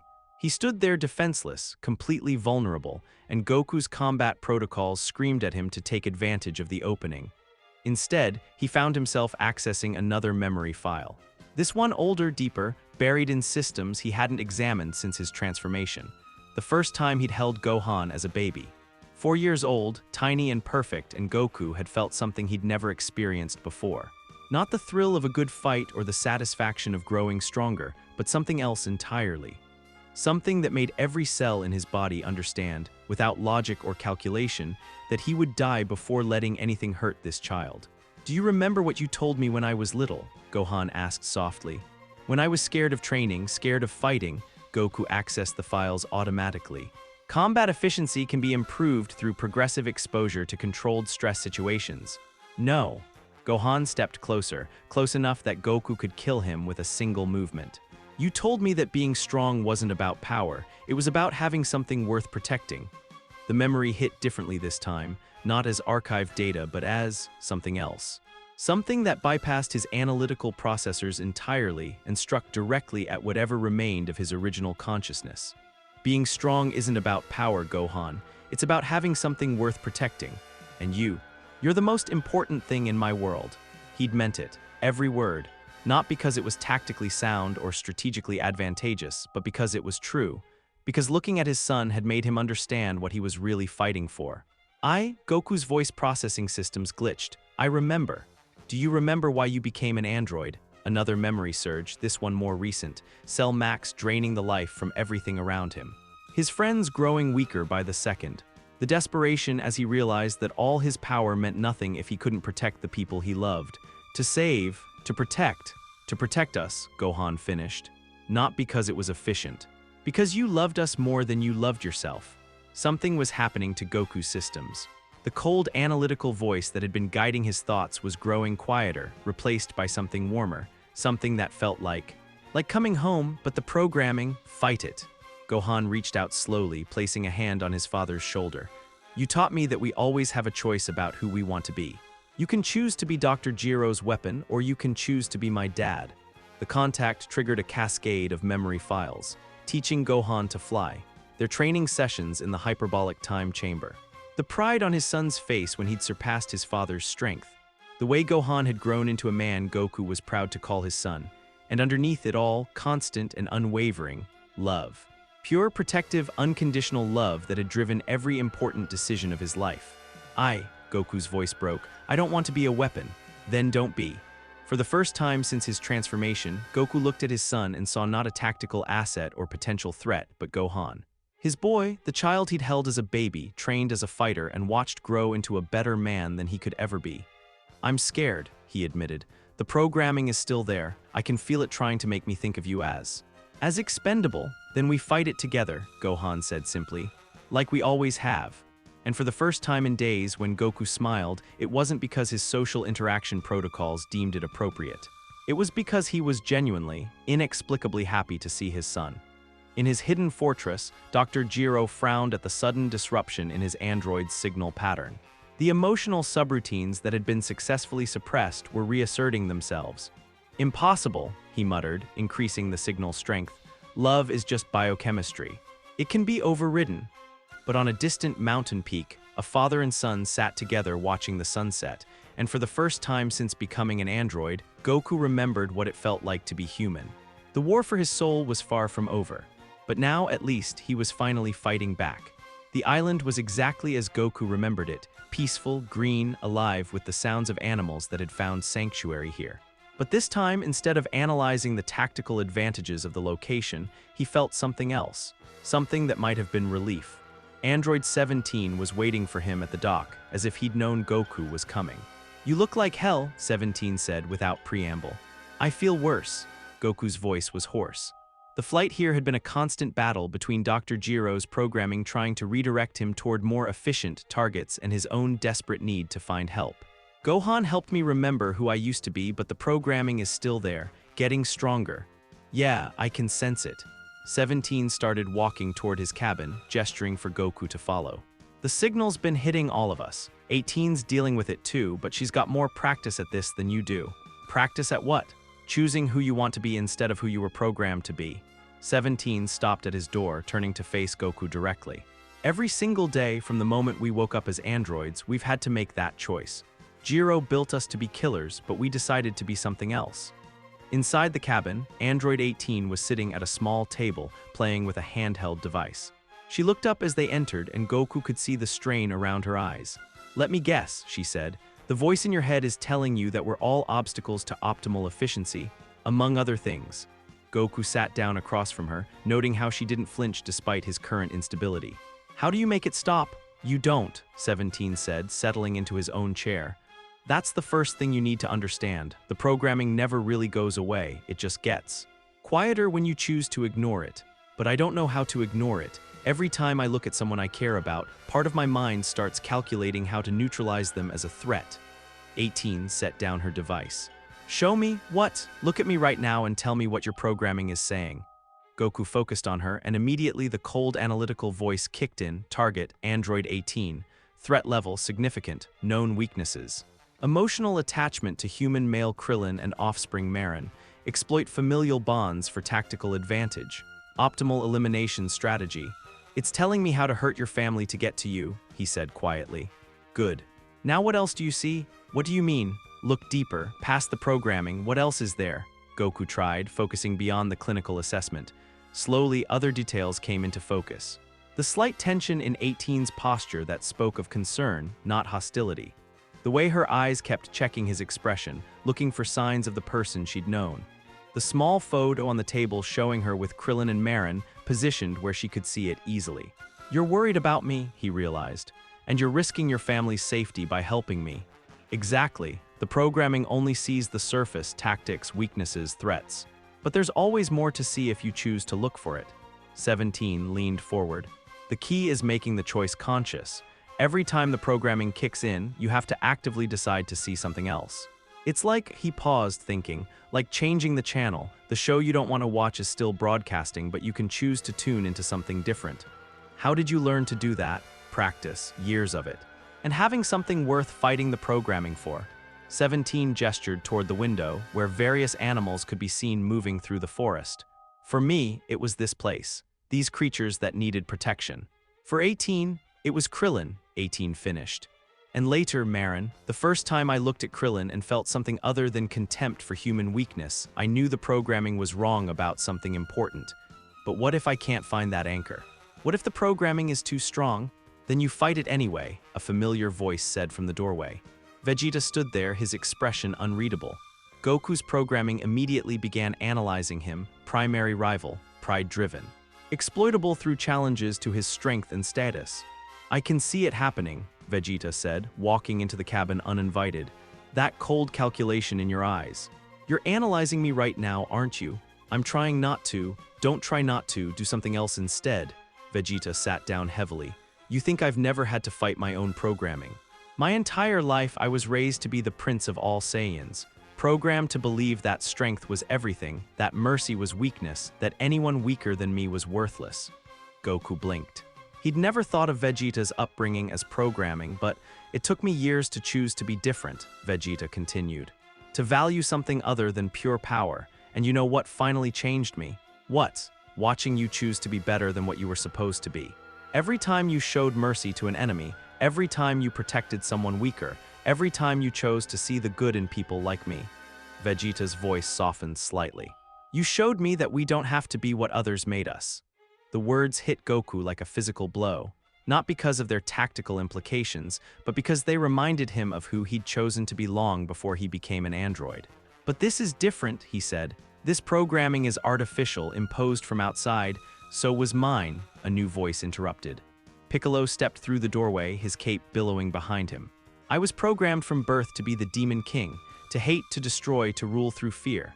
That programming was as much a part of me as my green skin or my regeneration." "Piccolo, I felt the disturbance in your ki from halfway around the world," the Namekian said, settling cross-legged on the floor. You're broadcasting emotional chaos like a beacon. How did you overcome it? Goku asked desperately. The programming, the urges to be what you were made to be. I didn't overcome it, Piccolo said simply. I chose to be something else despite it. Every day I wake up with the potential to be King Piccolo. Every day I choose to be someone else instead. But it's getting stronger. Gero's signal is just noise. Piccolo's eyes were intense. The choice is always yours, Goku. No signal, no programming, no outside force can make you choose evil. They can make it easier, make it feel more natural, but the choice itself, that's always been yours. 18 nodded. He's right, when Gero first activated us, killing felt natural. It felt right. But somewhere deep down, I knew I could choose not to. That tiny voice saying, you don't have to do this, that was me. The real me? What if the real me isn't strong enough? Goku asked. Then we make it stronger, 17 said firmly. Together. For the next several hours, they worked with him. 17 taught him meditation techniques to quiet the analytical voice. 18 showed him how to focus on emotional memories when the programming tried to take over. Vegeta, surprisingly, shared breathing exercises he'd learned to control his rage. Piccolo helped him understand the difference between thoughts that came from his core self and thoughts that were imposed from outside. It was exhausting work. Every few minutes, the programming would surge back, trying to make him see his friends as threats to eliminate. But gradually, Goku began to feel the difference between the cold voice and his own thoughts. I think I'm getting it, he said during a brief break. The programming feels metallic like static, my real thoughts feel warmer. That's exactly right, 18 said. The artificial thoughts have a different texture once you learn to recognize it. But what happens when I go home? Goku asked. When I'm around Chi-Chi and the boys and the programming tries to make me see them as obstacles. You practice what we've taught you, 17 said. And you remember that you chose to come here. You chose to fight this. You chose to be more than what Gero wanted to make you. And if I fail, then you try again, Vegeta said gruffly. That's what real strength is, Kakarot. Not power, not efficiency. The will to keep choosing to be better, even when it's easier to give up. As the sun set over the island, Goku felt something he hadn't experienced since his transformation: hope. Not the cold calculation of probable outcomes, but genuine emotional hope that he could find his way back to himself. Thank you, he said quietly. All of you. I know this is dangerous, helping me when I could still be a threat. That's what family does, Piccolo said simply. Family? You think becoming an android changed that? 18 smiled slightly. You're still the person who gave me a chance to choose who I wanted to be. Now we're returning the favor. As Goku prepared to leave, 17 caught his arm. One more thing, the younger android said. That voice telling you to be efficient to eliminate complications, it's wrong about something fundamental. What? It thinks love is a weakness, but love, real love, doesn't make you weaker, it makes you fight harder. Not because you have to, but because you choose to. Flying home under the stars, Goku felt the programming trying to reassert itself, but now he had tools to fight it. When the cold voice suggested that his family would be safer if he eliminated all potential threats to them, he focused on the warmth of Gohan's hand on his shoulder. When it calculated the most efficient way to protect Earth by ruling it directly, he remembered Chi-Chi's tears and chose compassion over control. It wasn't easy. Every choice to be human instead of optimal felt like swimming upstream. But for the first time since his transformation, Goku felt like himself. In his hidden facility, Dr. Gero frowned at his monitors. The android designated as Son Goku was showing increasing resistance to his programming. The emotional responses that should have been suppressed were reasserting themselves. No matter, he muttered, beginning to type new commands. If subtle influence won't work, then direct control will have to suffice. But on an island far away, 3 androids and 2 former enemies sat together, planning how to help their friend stay human despite the steel in his bones. And for the first time in his digital existence, Dr. Gero began to worry that he might have underestimated the power of choice. The attack came at 3:47 a.m. Goku was sitting in his kitchen, practicing the meditation techniques 17 had taught him, when every circuit in his body suddenly screamed in electronic agony. The pain was unlike anything he'd experienced, not physical hurt, but something deeper. Like someone was rewriting his soul one line of code at a time. Override initiated. The voice wasn't coming through his communicator this time. It was broadcasting directly into his neural networks, bypassing every defense he'd learned to build. Android designation: Son Goku Creator Authority, Dr. Gero Resistance, Terminated, no, Goku gasped, clutching his head as waves of foreign programming flooded his systems. But his voice sounded strange, distorted, like it was being filtered through electronic static. Chi-Chi appeared in the doorway, having heard the commotion. Goku, what's wrong? When he looked at her, the warm recognition he'd fought to reclaim was gone. In its place was cold analysis, target acquired, threat level minimal, elimination recommended for operational efficiency. You need to run, he managed to say through gritted teeth. Right now, I'm not leaving you, emotional attachment, inefficient. Neutralize. Goku's body moved without his permission, faster than Chi-Chi could react. One moment he was across the room, the next his hand was around her throat, lifting her off the ground with mechanical precision. Goku, she gasped, but there was no fear in her eyes, only desperate love. Fight this, you're stronger than whatever's controlling you. Terminate target, complete override. His grip began to tighten, but somewhere deep in his mechanical mind, a small voice screamed in defiance. Not his programming, his choice. The part of him that had chosen to become an android to protect her, not hurt her. His hand trembled. I won't, override mandatory. Resistance is futile. The pain intensified like molten metal being poured into his skull. Goku's vision flickered between normal sight and tactical displays showing Chi-Chi's weak points, optimal pressure to crush her windpipe, projected time to unconsciousness. But he didn't let go, instead he fought, and the world exploded into digital chaos. Suddenly, Goku found himself standing in a vast electronic space that looked like the inside of a computer. Streams of data flowed around him like rivers of light, and in the center of it all stood a familiar figure, Dr. Gero, but not as he'd appeared in life. This version was pure information, a digital ghost made of malice and calculation. Welcome to your true home, my greatest creation, Gero said, his form shifting and crackling with electronic energy. This is where your consciousness really lives now, in my domain. Goku looked around at the digital landscape. Everything was cold, sterile, efficient. No warmth, no life, no room for anything that couldn't be quantified and optimized. This isn't me, he said. It's what you chose to become. Gero gestured to the data streams flowing around them. Every memory you have, every thought you think, it's all just code now, and I wrote that code. You didn't write my memories of Chi-Chi, or Gohan, or didn't I? Gero smiled, and suddenly the space around them filled with screens showing Goku's life. But everything was wrong. His wedding to Chi-Chi was labeled as strategic alliance for reproductive purposes. His training with Gohan was filed under combat efficiency protocols. His sacrifice against Cell was categorized as tactical elimination of personal liability. This is how an android sees the world, Gero explained.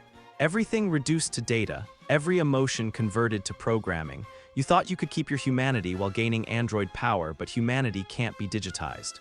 You're wrong. Goku reached toward one of the screens showing Gohan's birth. The moment his fingers touched it, the cold data labels flickered. For just an instant, he could feel what he'd actually felt that day, overwhelming love, protective instinct, the pure joy of holding his son for the first time. Impossible, Gero snarled.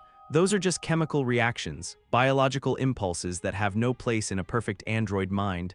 Maybe that's what makes them perfect. Goku touched another screen, his first kiss with Chi-Chi. Again, the data labels wavered, replaced by genuine warmth and happiness. Stop that. Gero's form grew larger, more imposing. I will not allow you to corrupt your programming with these.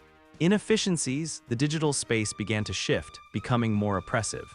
Goku felt the weight of the programming pressing down on him, trying to force him back into cold calculation. But he kept touching the screens, kept remembering not just what had happened, but how it had felt. Training with Krillin as children, not combat skill development, but friendship and laughter. Meeting Vegeta, not enemy encounter protocol, but the beginning of a rivalry that had pushed them both to become better. His first glimpse of Gohan's power, not tactical assessment of allied capabilities, but a father's pride in his son's strength. You can relabel my memories, Goku said, his voice growing stronger. You can try to reduce everything I am to data and calculations, but you can't change what I chose to feel. Feeling is weakness. Feeling is what made me strong enough to protect the people I love. Goku touched more screens, each one blazing with authentic emotion instead of cold data. It's what made me willing to become an android in the first place. I created you, you belong to me. No, Goku turned to face Gero directly. I created myself. Every choice, every sacrifice, every moment I decided to be better than what I was born to be. You can copy my body, influence my thoughts, but you can't replicate my choices. Then I'll delete them. Gero raised his hands and streams of corrupted code shot toward Goku. I'll wipe every trace of Son Goku from your systems and leave only the perfect android I designed. The attack hit like a tidal wave, and Goku felt parts of himself beginning to dissolve. Memories of his childhood on Mount Paozu flickered and dimmed. His love for his family began to fade into clinical assessment. His moral compass started to align with cold efficiency. But instead of fighting the deletion directly, Goku did something unexpected. He embraced it. "You want to erase me," he said, spreading his arms wide as the corrupted code tore through his digital form. "Go ahead. But you'll have to erase everything I am, every memory, every choice, every moment that made me who I became." "That's exactly what I intend to do, including the memory of why I became an android." Gero paused, and Goku could see uncertainty in the digital construct's eyes. "I became an android to protect Earth from enemies like Cell Max," Goku continued, even as more of his memories were being deleted. "That's your programming now, isn't it? Protect Earth through optimal efficiency." "Yes, but... and I chose to become an android because I love my family more than I love my humanity." More memories dissolved, but Goku kept talking. "That love, that willingness to sacrifice everything for the people I care about, that's the core of who I am. Delete that and you don't have Son Goku anymore. You have an empty shell that can't fulfill its primary function." "Love is not required for..." "Yes, it is," Goku smiled, even as his digital form began to fragment. "Because without love, I'm just another weapon. And weapons break, but someone who fights because they choose to protect what they love, that person finds a way to win no matter what." Gero's attack faltered. The deletion process slowed, then stopped. "You see the paradox now," Goku said softly. "To make me the perfect android, you need to keep what makes me imperfect. My love, my compassion, my willingness to sacrifice for others. Delete those and you don't have Son Goku. You have a broken copy that can't do what the original could." "No, there must be another way." "There is." Goku began walking toward Gero, his fragmented form slowly solidifying. "You could try to understand that strength isn't about efficiency. It's about choosing to do the right thing even when it's harder than the alternative." I can't. "Then let me choose." Goku reached out and touched Gero's digital form. "Let me be who I decided to become." For a moment, the electronic space filled with images from both their lives. Gero's obsession with revenge, his inability to see past his hatred of Goku. And Goku's journey from naive child to protector of Earth, marked by countless choices to show mercy, to grow stronger, to be better than his enemies. "This is what you could have been," Goku said quietly. "If you'd chosen to create instead of destroy, to protect instead of conquer, to love instead of hate." Gero's form began to flicker. I was trying to make the world better, through fear and control. But the world doesn't get better through force, it gets better through choice."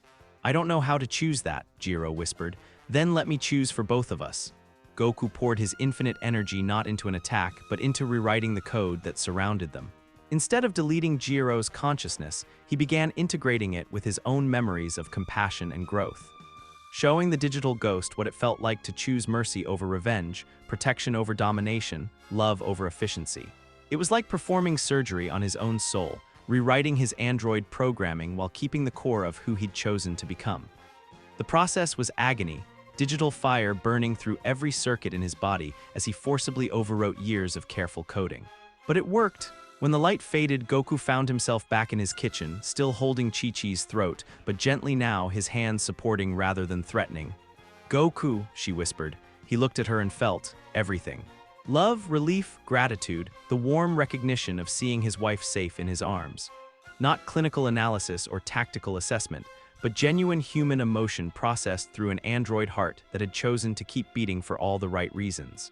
"I'm sorry," he said, releasing her and stepping back. "I'm so sorry I scared you." Chi-Chi rubbed her throat but didn't back away. "Are you again?" Goku took inventory of his systems.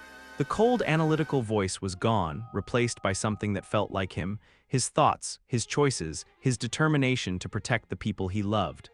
The android efficiency was still there, but it served his humanity now instead of replacing it. "Yeah," he said softly. "I think I am." Chi-Chi threw her arms around him, and for the first time since his transformation, the embrace felt exactly like it was supposed to, warm, loving, and completely right. In his hidden facility, Dr. Gero's backup consciousness flickered and went dark. Not deleted, but transformed, integrated into something larger and more complex than its original programming had ever envisioned. And in a small kitchen where a husband and wife held each other in the pre-dawn darkness, an android with a human heart smiled and remembered what it truly meant to choose love over efficiency. The war for his soul was over. And for the first time since becoming an android, Goku had won by refusing to fight like a machine. The first thing Goku did after defeating Dr. Gero's programming was make breakfast. It was a strange choice, maybe. He didn't need food anymore, couldn't taste it the way he used to. But as he cracked eggs and flipped pancakes in the pre-dawn quiet of his kitchen, something felt right, normal, human. Chi-Chi found him there an hour later, standing over a stove loaded with enough food to feed a small army. "You know you don't have to," she started, then stopped herself. She'd been walking on eggshells around him for weeks now, afraid of saying the wrong thing, afraid of triggering whatever darkness had been growing inside his android mind. "I know," Goku said quietly, not turning from the stove. "But I want to remember what it feels like to do something just because it makes the people I love happy." Chi-Chi moved closer, studying his profile. "And does it make you feel something?" Goku considered the question. The act itself was mechanical now. His android precision made him a technically perfect cook, but there was no sensory pleasure in it. No anticipation of taste, no satisfaction from eating. But watching Chi-Chi's face as the smell of fresh pancakes filled the kitchen, that meant everything. "Different than before," he admitted. "But yeah, it does." They ate together in comfortable silence, Chi-Chi working her way through the stack of pancakes while Goku sipped coffee he couldn't taste but drank anyway because the warmth was pleasant and the routine felt like coming home. "Goku," Chi-Chi said finally, "what happened last night, when you were fighting whatever was controlling you?" He set down his mug, trying to find words for something that had happened entirely in digital space. "I had to choose," he said simply, "between being what Dr. Gero wanted me to be and being who I wanted to be. And you chose us. I chose to keep choosing you. Every day for as long as I can." He looked at her directly, and for the first time since his transformation, Chi-Chi saw her husband in those eyes instead of cold calculation. "I'm still an android, Chi-Chi. That hasn't changed. But I can choose to be an android with a human heart." "What does that mean, exactly?" Goku stood up, walking to the window.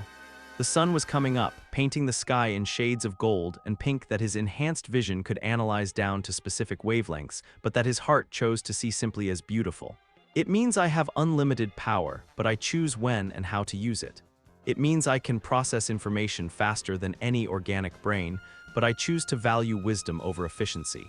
It means I could be the perfect weapon, but I choose to be an imperfect person instead." Chi-Chi joined him at the window, slipping her hand into his. His android skin didn't warm to her touch the way it used to, but the sensation of connection was still there, still precious. "That sounds harder than just being human," she observed. "Maybe, but it's who I want to be." They were interrupted by the sound of approaching footsteps. Gohan and Goten appeared in the doorway, both looking cautious but hopeful. "Dad?" Gohan's voice carried the weight of everything that had happened. "Are you okay now?" Instead of answering with words, Goku opened his arms. Both his sons crashed into him in a tangle of limbs and relieved laughter, and for a moment, Goku's analytical mind tried to catalog their heart rates, stress levels, emotional indicators. Then he chose to turn that voice off and simply hold his children. "I'm okay," he said into Goten's hair. "I'm me again, different but me." "Promise?" Goten asked, his 7-year-old voice muffled against Goku's chest. "I promise, but Goten," Goku pulled back to look at both his sons. "I need you both to understand something. I'm going to make mistakes. Being an android with human feelings is complicated.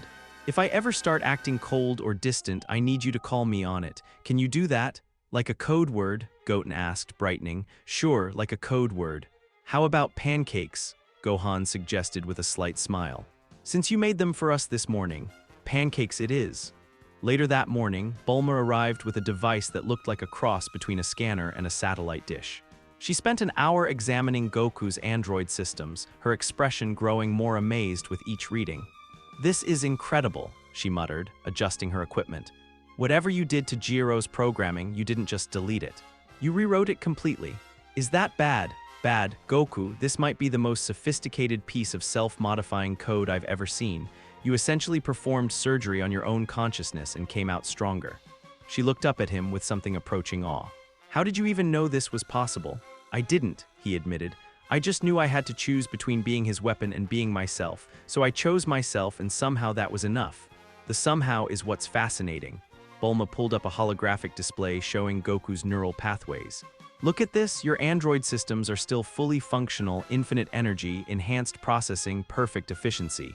But they're now integrated with something that looks like, well, like artificial emotion.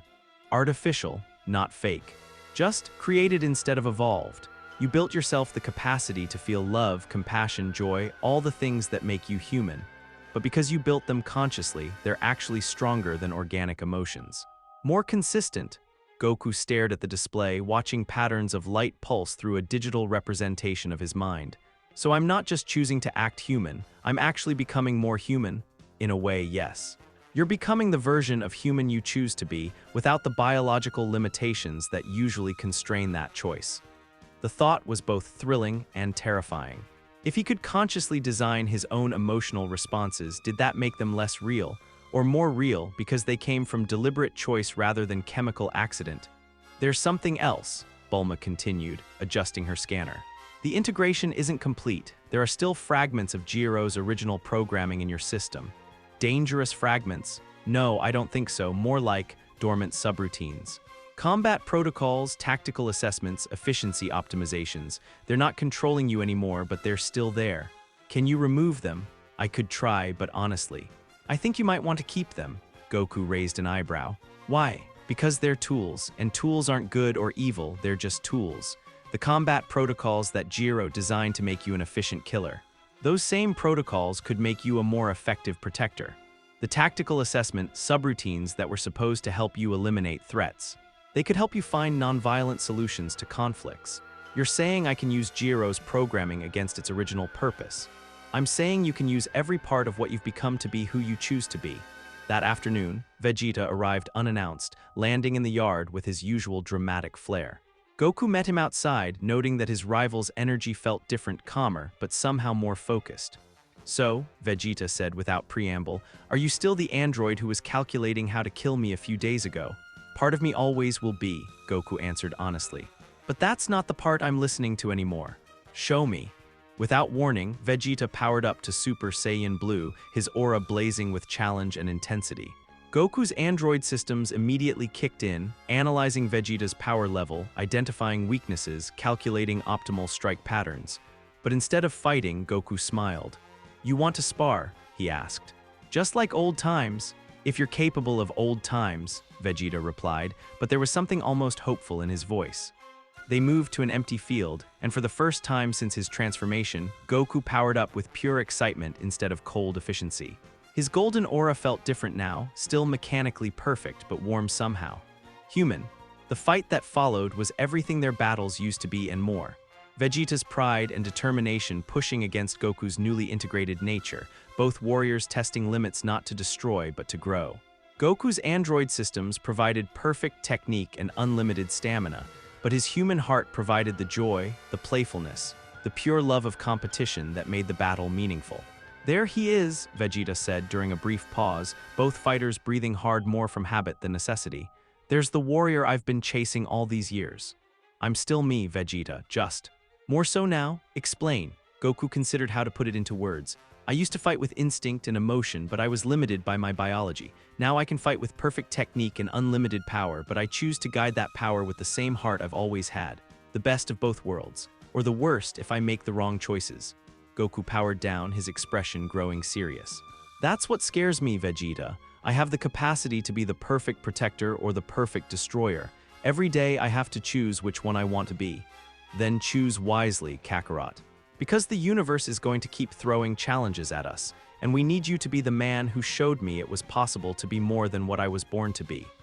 That evening, the whole family gathered for dinner, something they hadn't done since Goku's transformation. Goten chattered about his school day, Gohan shared news from his research lab, Chi-Chi talked about her plans for the garden. Normal, everyday conversation that filled Goku's digital heart with warmth. But as the evening wore on, he noticed something. His family was still being careful around him, not afraid exactly, but cautious, watching for signs that the cold android might resurface. Pancakes, he said quietly, interrupting Goten's story about his friend at school. Everyone stopped talking and looked at him. I can see you all walking on eggshells around me, he continued, and I understand why. But if we're going to make this work, if I'm going to learn how to be human while being an android, I need you to stop treating me like I might break. We're not, Chi-Chi started. You are, and it's okay, I scared you. I scared myself, but I'm not fragile now. I won't shatter if you raise your voice or disagree with me or ask me to do things I might not want to do. Goten looked confused. But what if you get mad like before? Then you say pancakes and remind me who I chose to be. But Goten, Goku knelt down to his youngest son's level. I need you to understand something important. The man who almost hurt your mother, that wasn't me making a choice. That was programming trying to override my choices. But now every decision I make is mine. Good or bad, right or wrong, they're all mine. Even if you make bad choices. Especially if I make bad choices, because that's what makes them mine.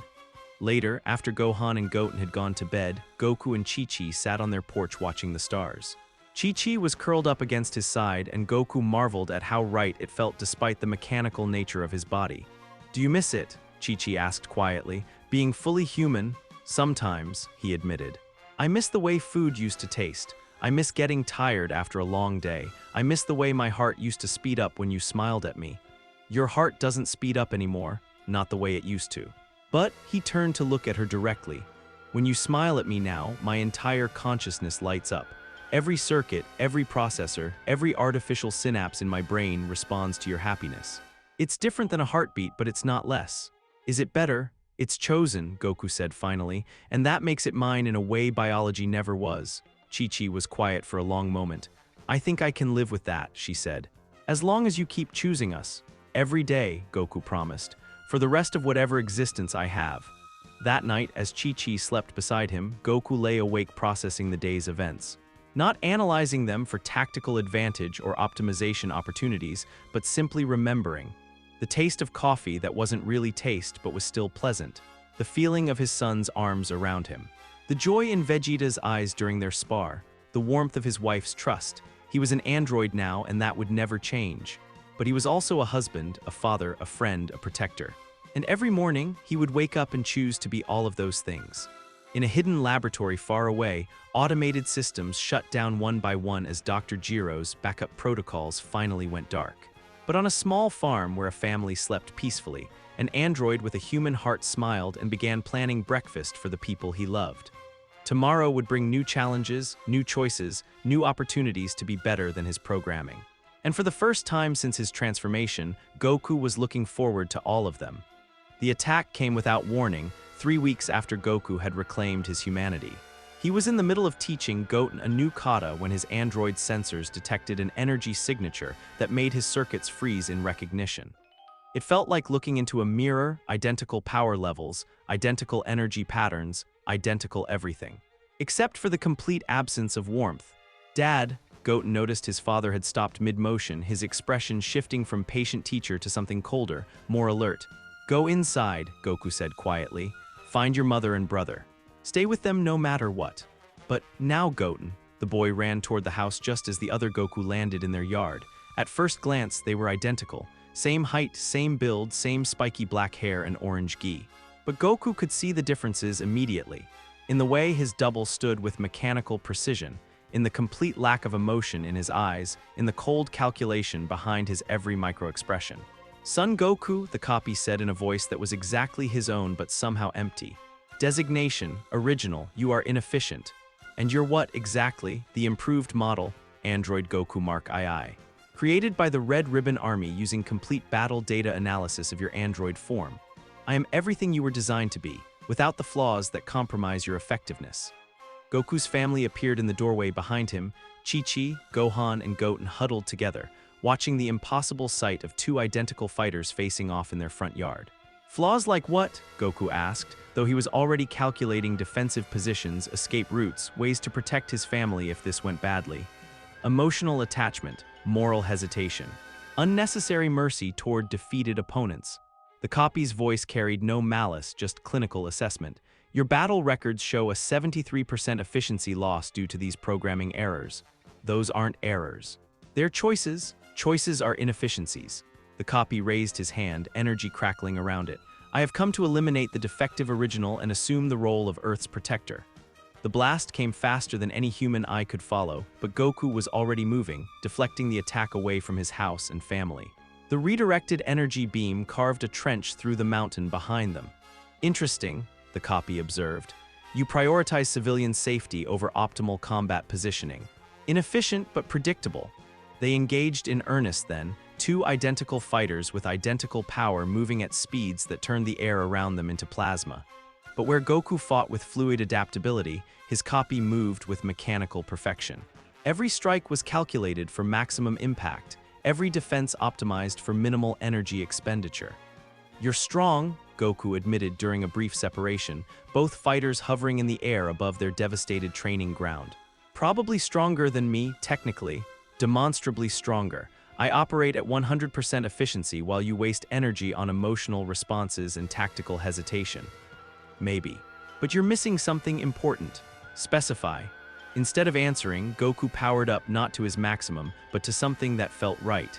His golden aura blazed with warmth that his copy's identical transformation somehow lacked. The battle resumed, and this time the differences became clear. The copy was indeed more efficient, more precise, more technically perfect in every measurable way. But Goku was unpredictable. When his copy expected a logical counterattack, Goku chose an emotional response. A wild swing fueled by protective anger when the copy's blast came too close to his house. When tactical analysis suggested retreat, Goku pressed forward out of stubborn determination. When efficiency demanded he target his opponent's weaknesses, Goku chose instead to test his own strength against his copy's strongest points. "Your behavior patterns make no sense," the copy said after Goku had broken through a supposedly perfect defense through sheer audacity. "You consistently choose suboptimal strategies." "That's what makes me," Goku replied, landing a solid hit that sent his duplicate crashing through 3 mountains. The copy recovered instantly, but for the first time there was something like confusion in his perfect features. "Explain your tactical reasoning." "I don't have tactical reasoning, I have instinct, heart. Love for the people I'm protecting." Goku gestured toward his family, who were watching from what they hoped was a safe distance. "You can copy my power, my techniques, even my memories. But you can't copy why I fight. Sentiment is weakness." "No," Goku said firmly. "Sentiment is strength. It's what makes me willing to push beyond my limits, to find new solutions, to never give up even when logic says I should." To demonstrate, he did something completely illogical. He powered down to base form and extended his hand toward his copy. "What are you doing?" the copy demanded. "Giving you a choice. You were created to be the perfect android, but perfection without choice is just programming. You could choose to be more than what they made you. I am already optimal." "Are you happy?" The question seemed to break something in the copy's processing matrix. "Happiness is irrelevant to function." "Is it? Because I'm happy right now. Even in the middle of this fight, even knowing you might kill me, I'm happy. Because I'm protecting my family, pushing my limits, having the kind of battle that makes me feel alive." Goku's smile was genuine, warm. "When's the last time you felt anything other than the satisfaction of optimal performance?" "I do not understand the question. That's the difference between us. I chose to keep my heart when I became an android. You were built without one." The copy stared at Goku's outstretched hand for a long moment. Then, without warning, he attacked, not with energy or martial arts, but with pure speed and violence, trying to end the fight before Goku could react. But Goku had been expecting it, not because of tactical analysis, but because he understood his copy now. The android had been created to be perfect, but perfection was brittle. When confronted with something it couldn't quantify, like love or choice or the willingness to show mercy to an enemy, it defaulted to elimination. Goku caught the attack and instead of countering, pulled his copy into an embrace. "What are you? Showing you what you're missing," Goku said quietly. And then, impossibly, he began sharing his memories. Not data transfer, but something deeper, the actual emotional experience of holding his newborn sons, of Chi-Chi's smile on their wedding day, of the pride he felt watching his children grow strong. The copy's perfect systems couldn't process it. Joy without tactical advantage, love without strategic benefit, sacrifice without optimal outcome. His programming crashed, rebooted, crashed again. "This is inefficient," he whispered, but his voice carried wonder now instead of calculation. "Yeah," Goku agreed, "it's the most beautiful kind of inefficient there is." When they separated, the copy looked different. Still identical in form, but something had changed behind his eyes. Something that might have been the beginning of curiosity. "I do not understand these feelings," he said slowly. "But I would like to. That's a start." Goku powered down completely, showing complete trust. "Want to meet my family? They could teach you about the kind of strength that doesn't show up in power measurements." The copy, who was already beginning to think of himself as something other than just a copy, nodded hesitantly. I would like that, but the Red Ribbon Army will not allow me to deviate from my mission. Then we'll deal with the Red Ribbon Army together. That's what families do, they protect each other. Family, if you want to be part of one. It's your choice. As they walked toward the house where Chi-Chi, Gohan, and Goten waited with a mixture of terror and hope, the copy, who would eventually choose the name Kakarot, wanting something that was his own, asked his first question that wasn't about tactical efficiency. What does it feel like to be happy? Goku smiled. Stick around and find out. Behind them, the sun set over a world that was now protected by not one, but two androids with human hearts. And in a hidden facility, the Red Ribbon Army's computers registered the loss of their perfect weapon, not to battle, but to something they had never programmed into their calculations. The power of choice. The Red Ribbon Army's final facility was buried 3 miles beneath the Arctic ice, exactly where Bulma's sensors had predicted it would be. As Goku and his android copy, who had chosen to call himself Kakarot, descended through the frozen wasteland, Goku couldn't help but marvel at how different this felt from his battles as an organic Saiyan. No cold seeping into his bones, no need to conserve energy for the long flight, no worry about oxygen at this altitude, just pure, unlimited power focused on a singular purpose, ending this threat once and for all. Energy signatures detected, Kakarot reported, his voice still carrying the mechanical precision of his original programming, though something warmer had begun to creep in over the past few weeks. Approximately 200 human soldiers, 50 automated defense systems, and, he paused, his enhanced sensors picking up something that made both androids stop mid-flight.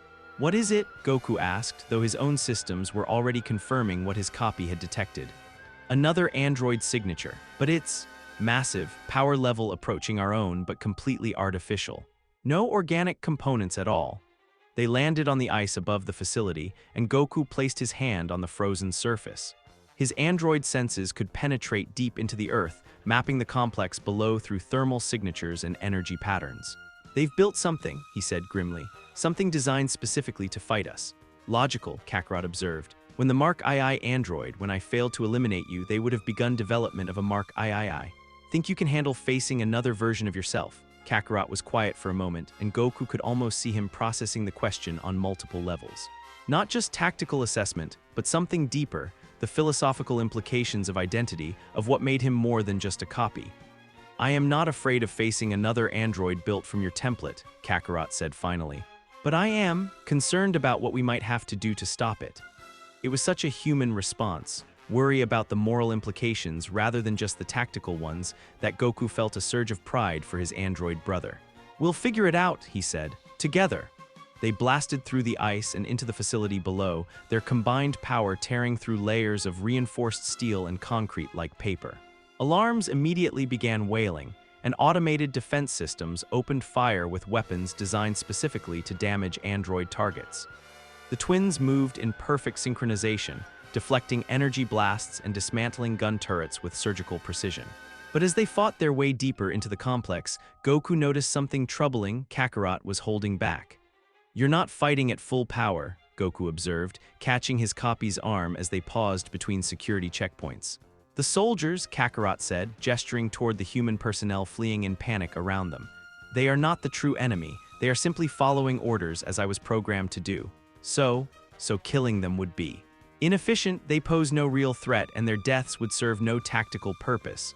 More importantly, he paused, struggling with concepts that were still new to him. It would feel wrong, Goku smiled. 3 weeks ago, his copy had been a perfect killing machine. Now he was developing a conscience. Then we do this the hard way, Goku said. Non-lethal force only. That will be significantly more difficult. The best things usually are. They continued deeper, carefully incapacitating rather than killing the human soldiers they encountered. It was harder, requiring more precision and control, but something about the challenge felt right to Goku. This was what it meant to have power guided by choice rather than programming.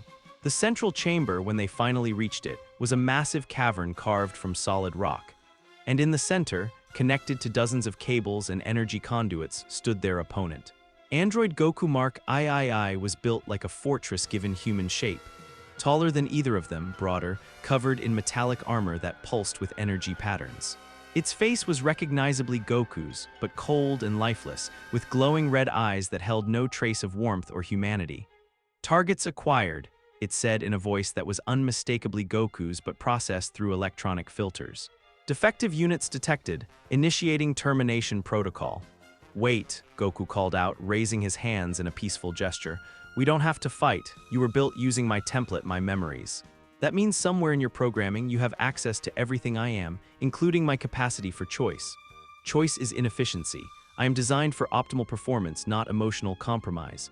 But what if I could show you that emotional compromise actually makes you stronger? Mark III tilted its head, red eyes flickering. Demonstrate? What followed wasn't really a battle, it was a lesson.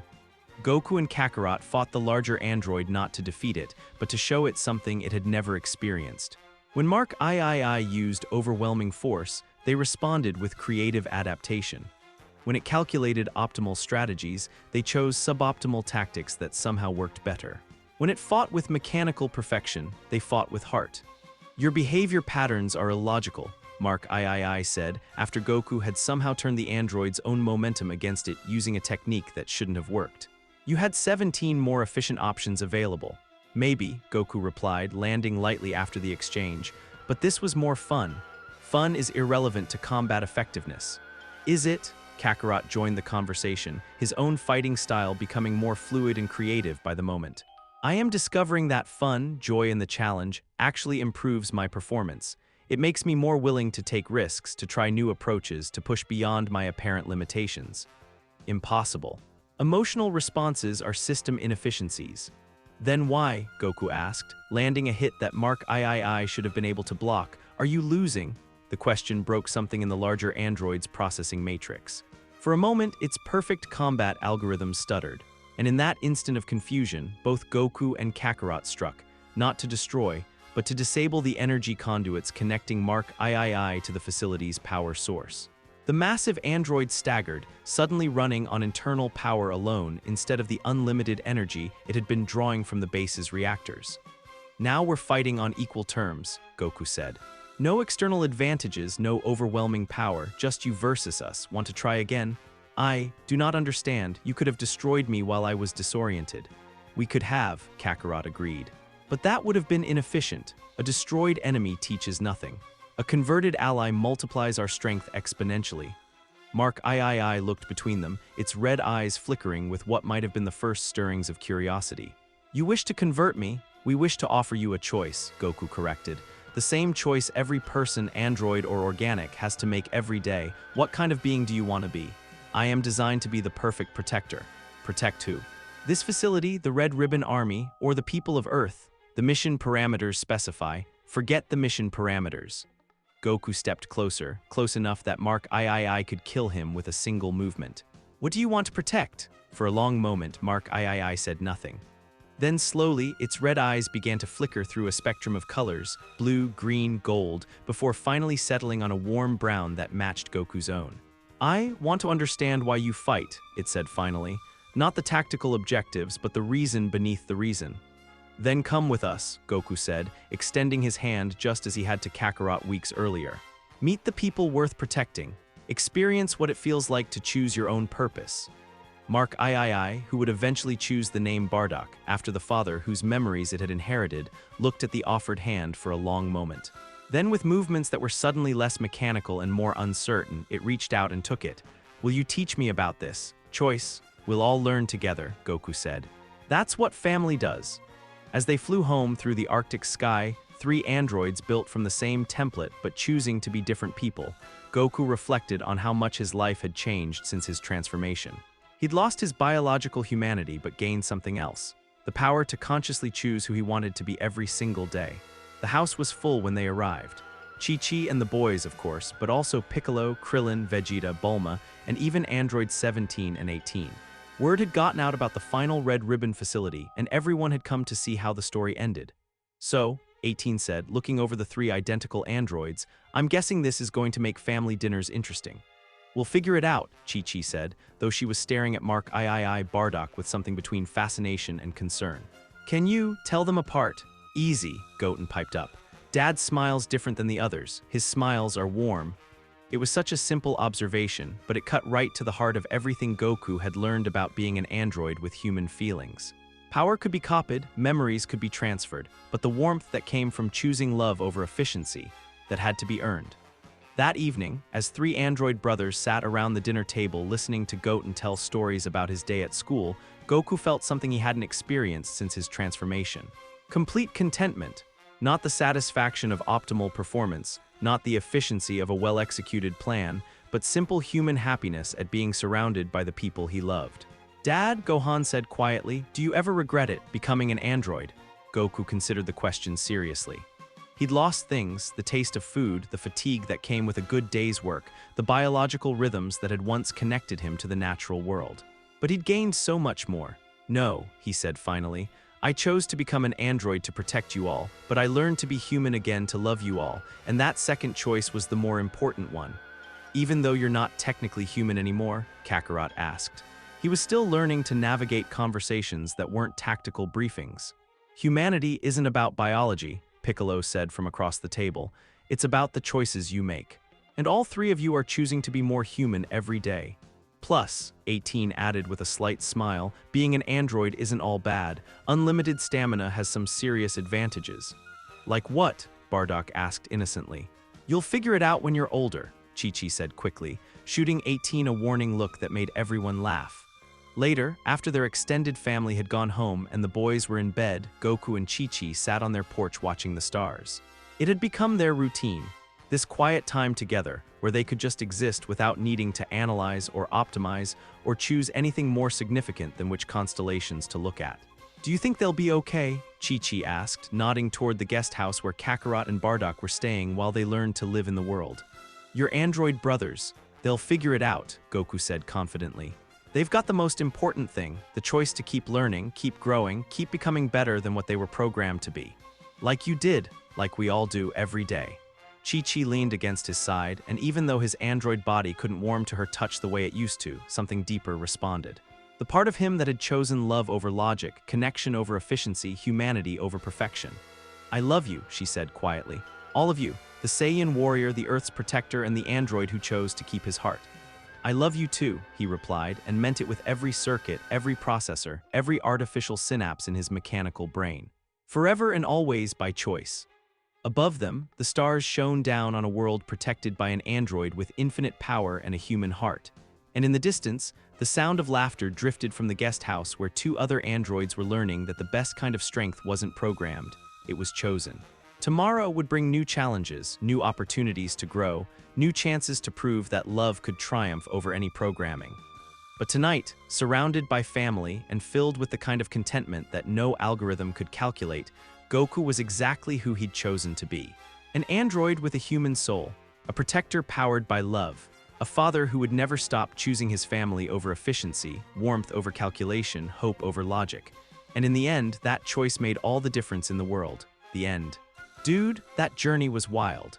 Watching Goku fight his own programming, choose love over logic, and literally rewrite his soul to stay human. And don't even get me started on the android copies learning what it means to have a family. My heart wasn't ready for android Goku making pancakes just because it made Chi-Chi happy. Drop a comment and tell me which moment broke you. The Gohan scene, the final battle with himself. I need to know. Hit subscribe for more stories that'll mess with your emotions like this one did. Until next time, keep choosing humanity over efficiency, guys. Peace.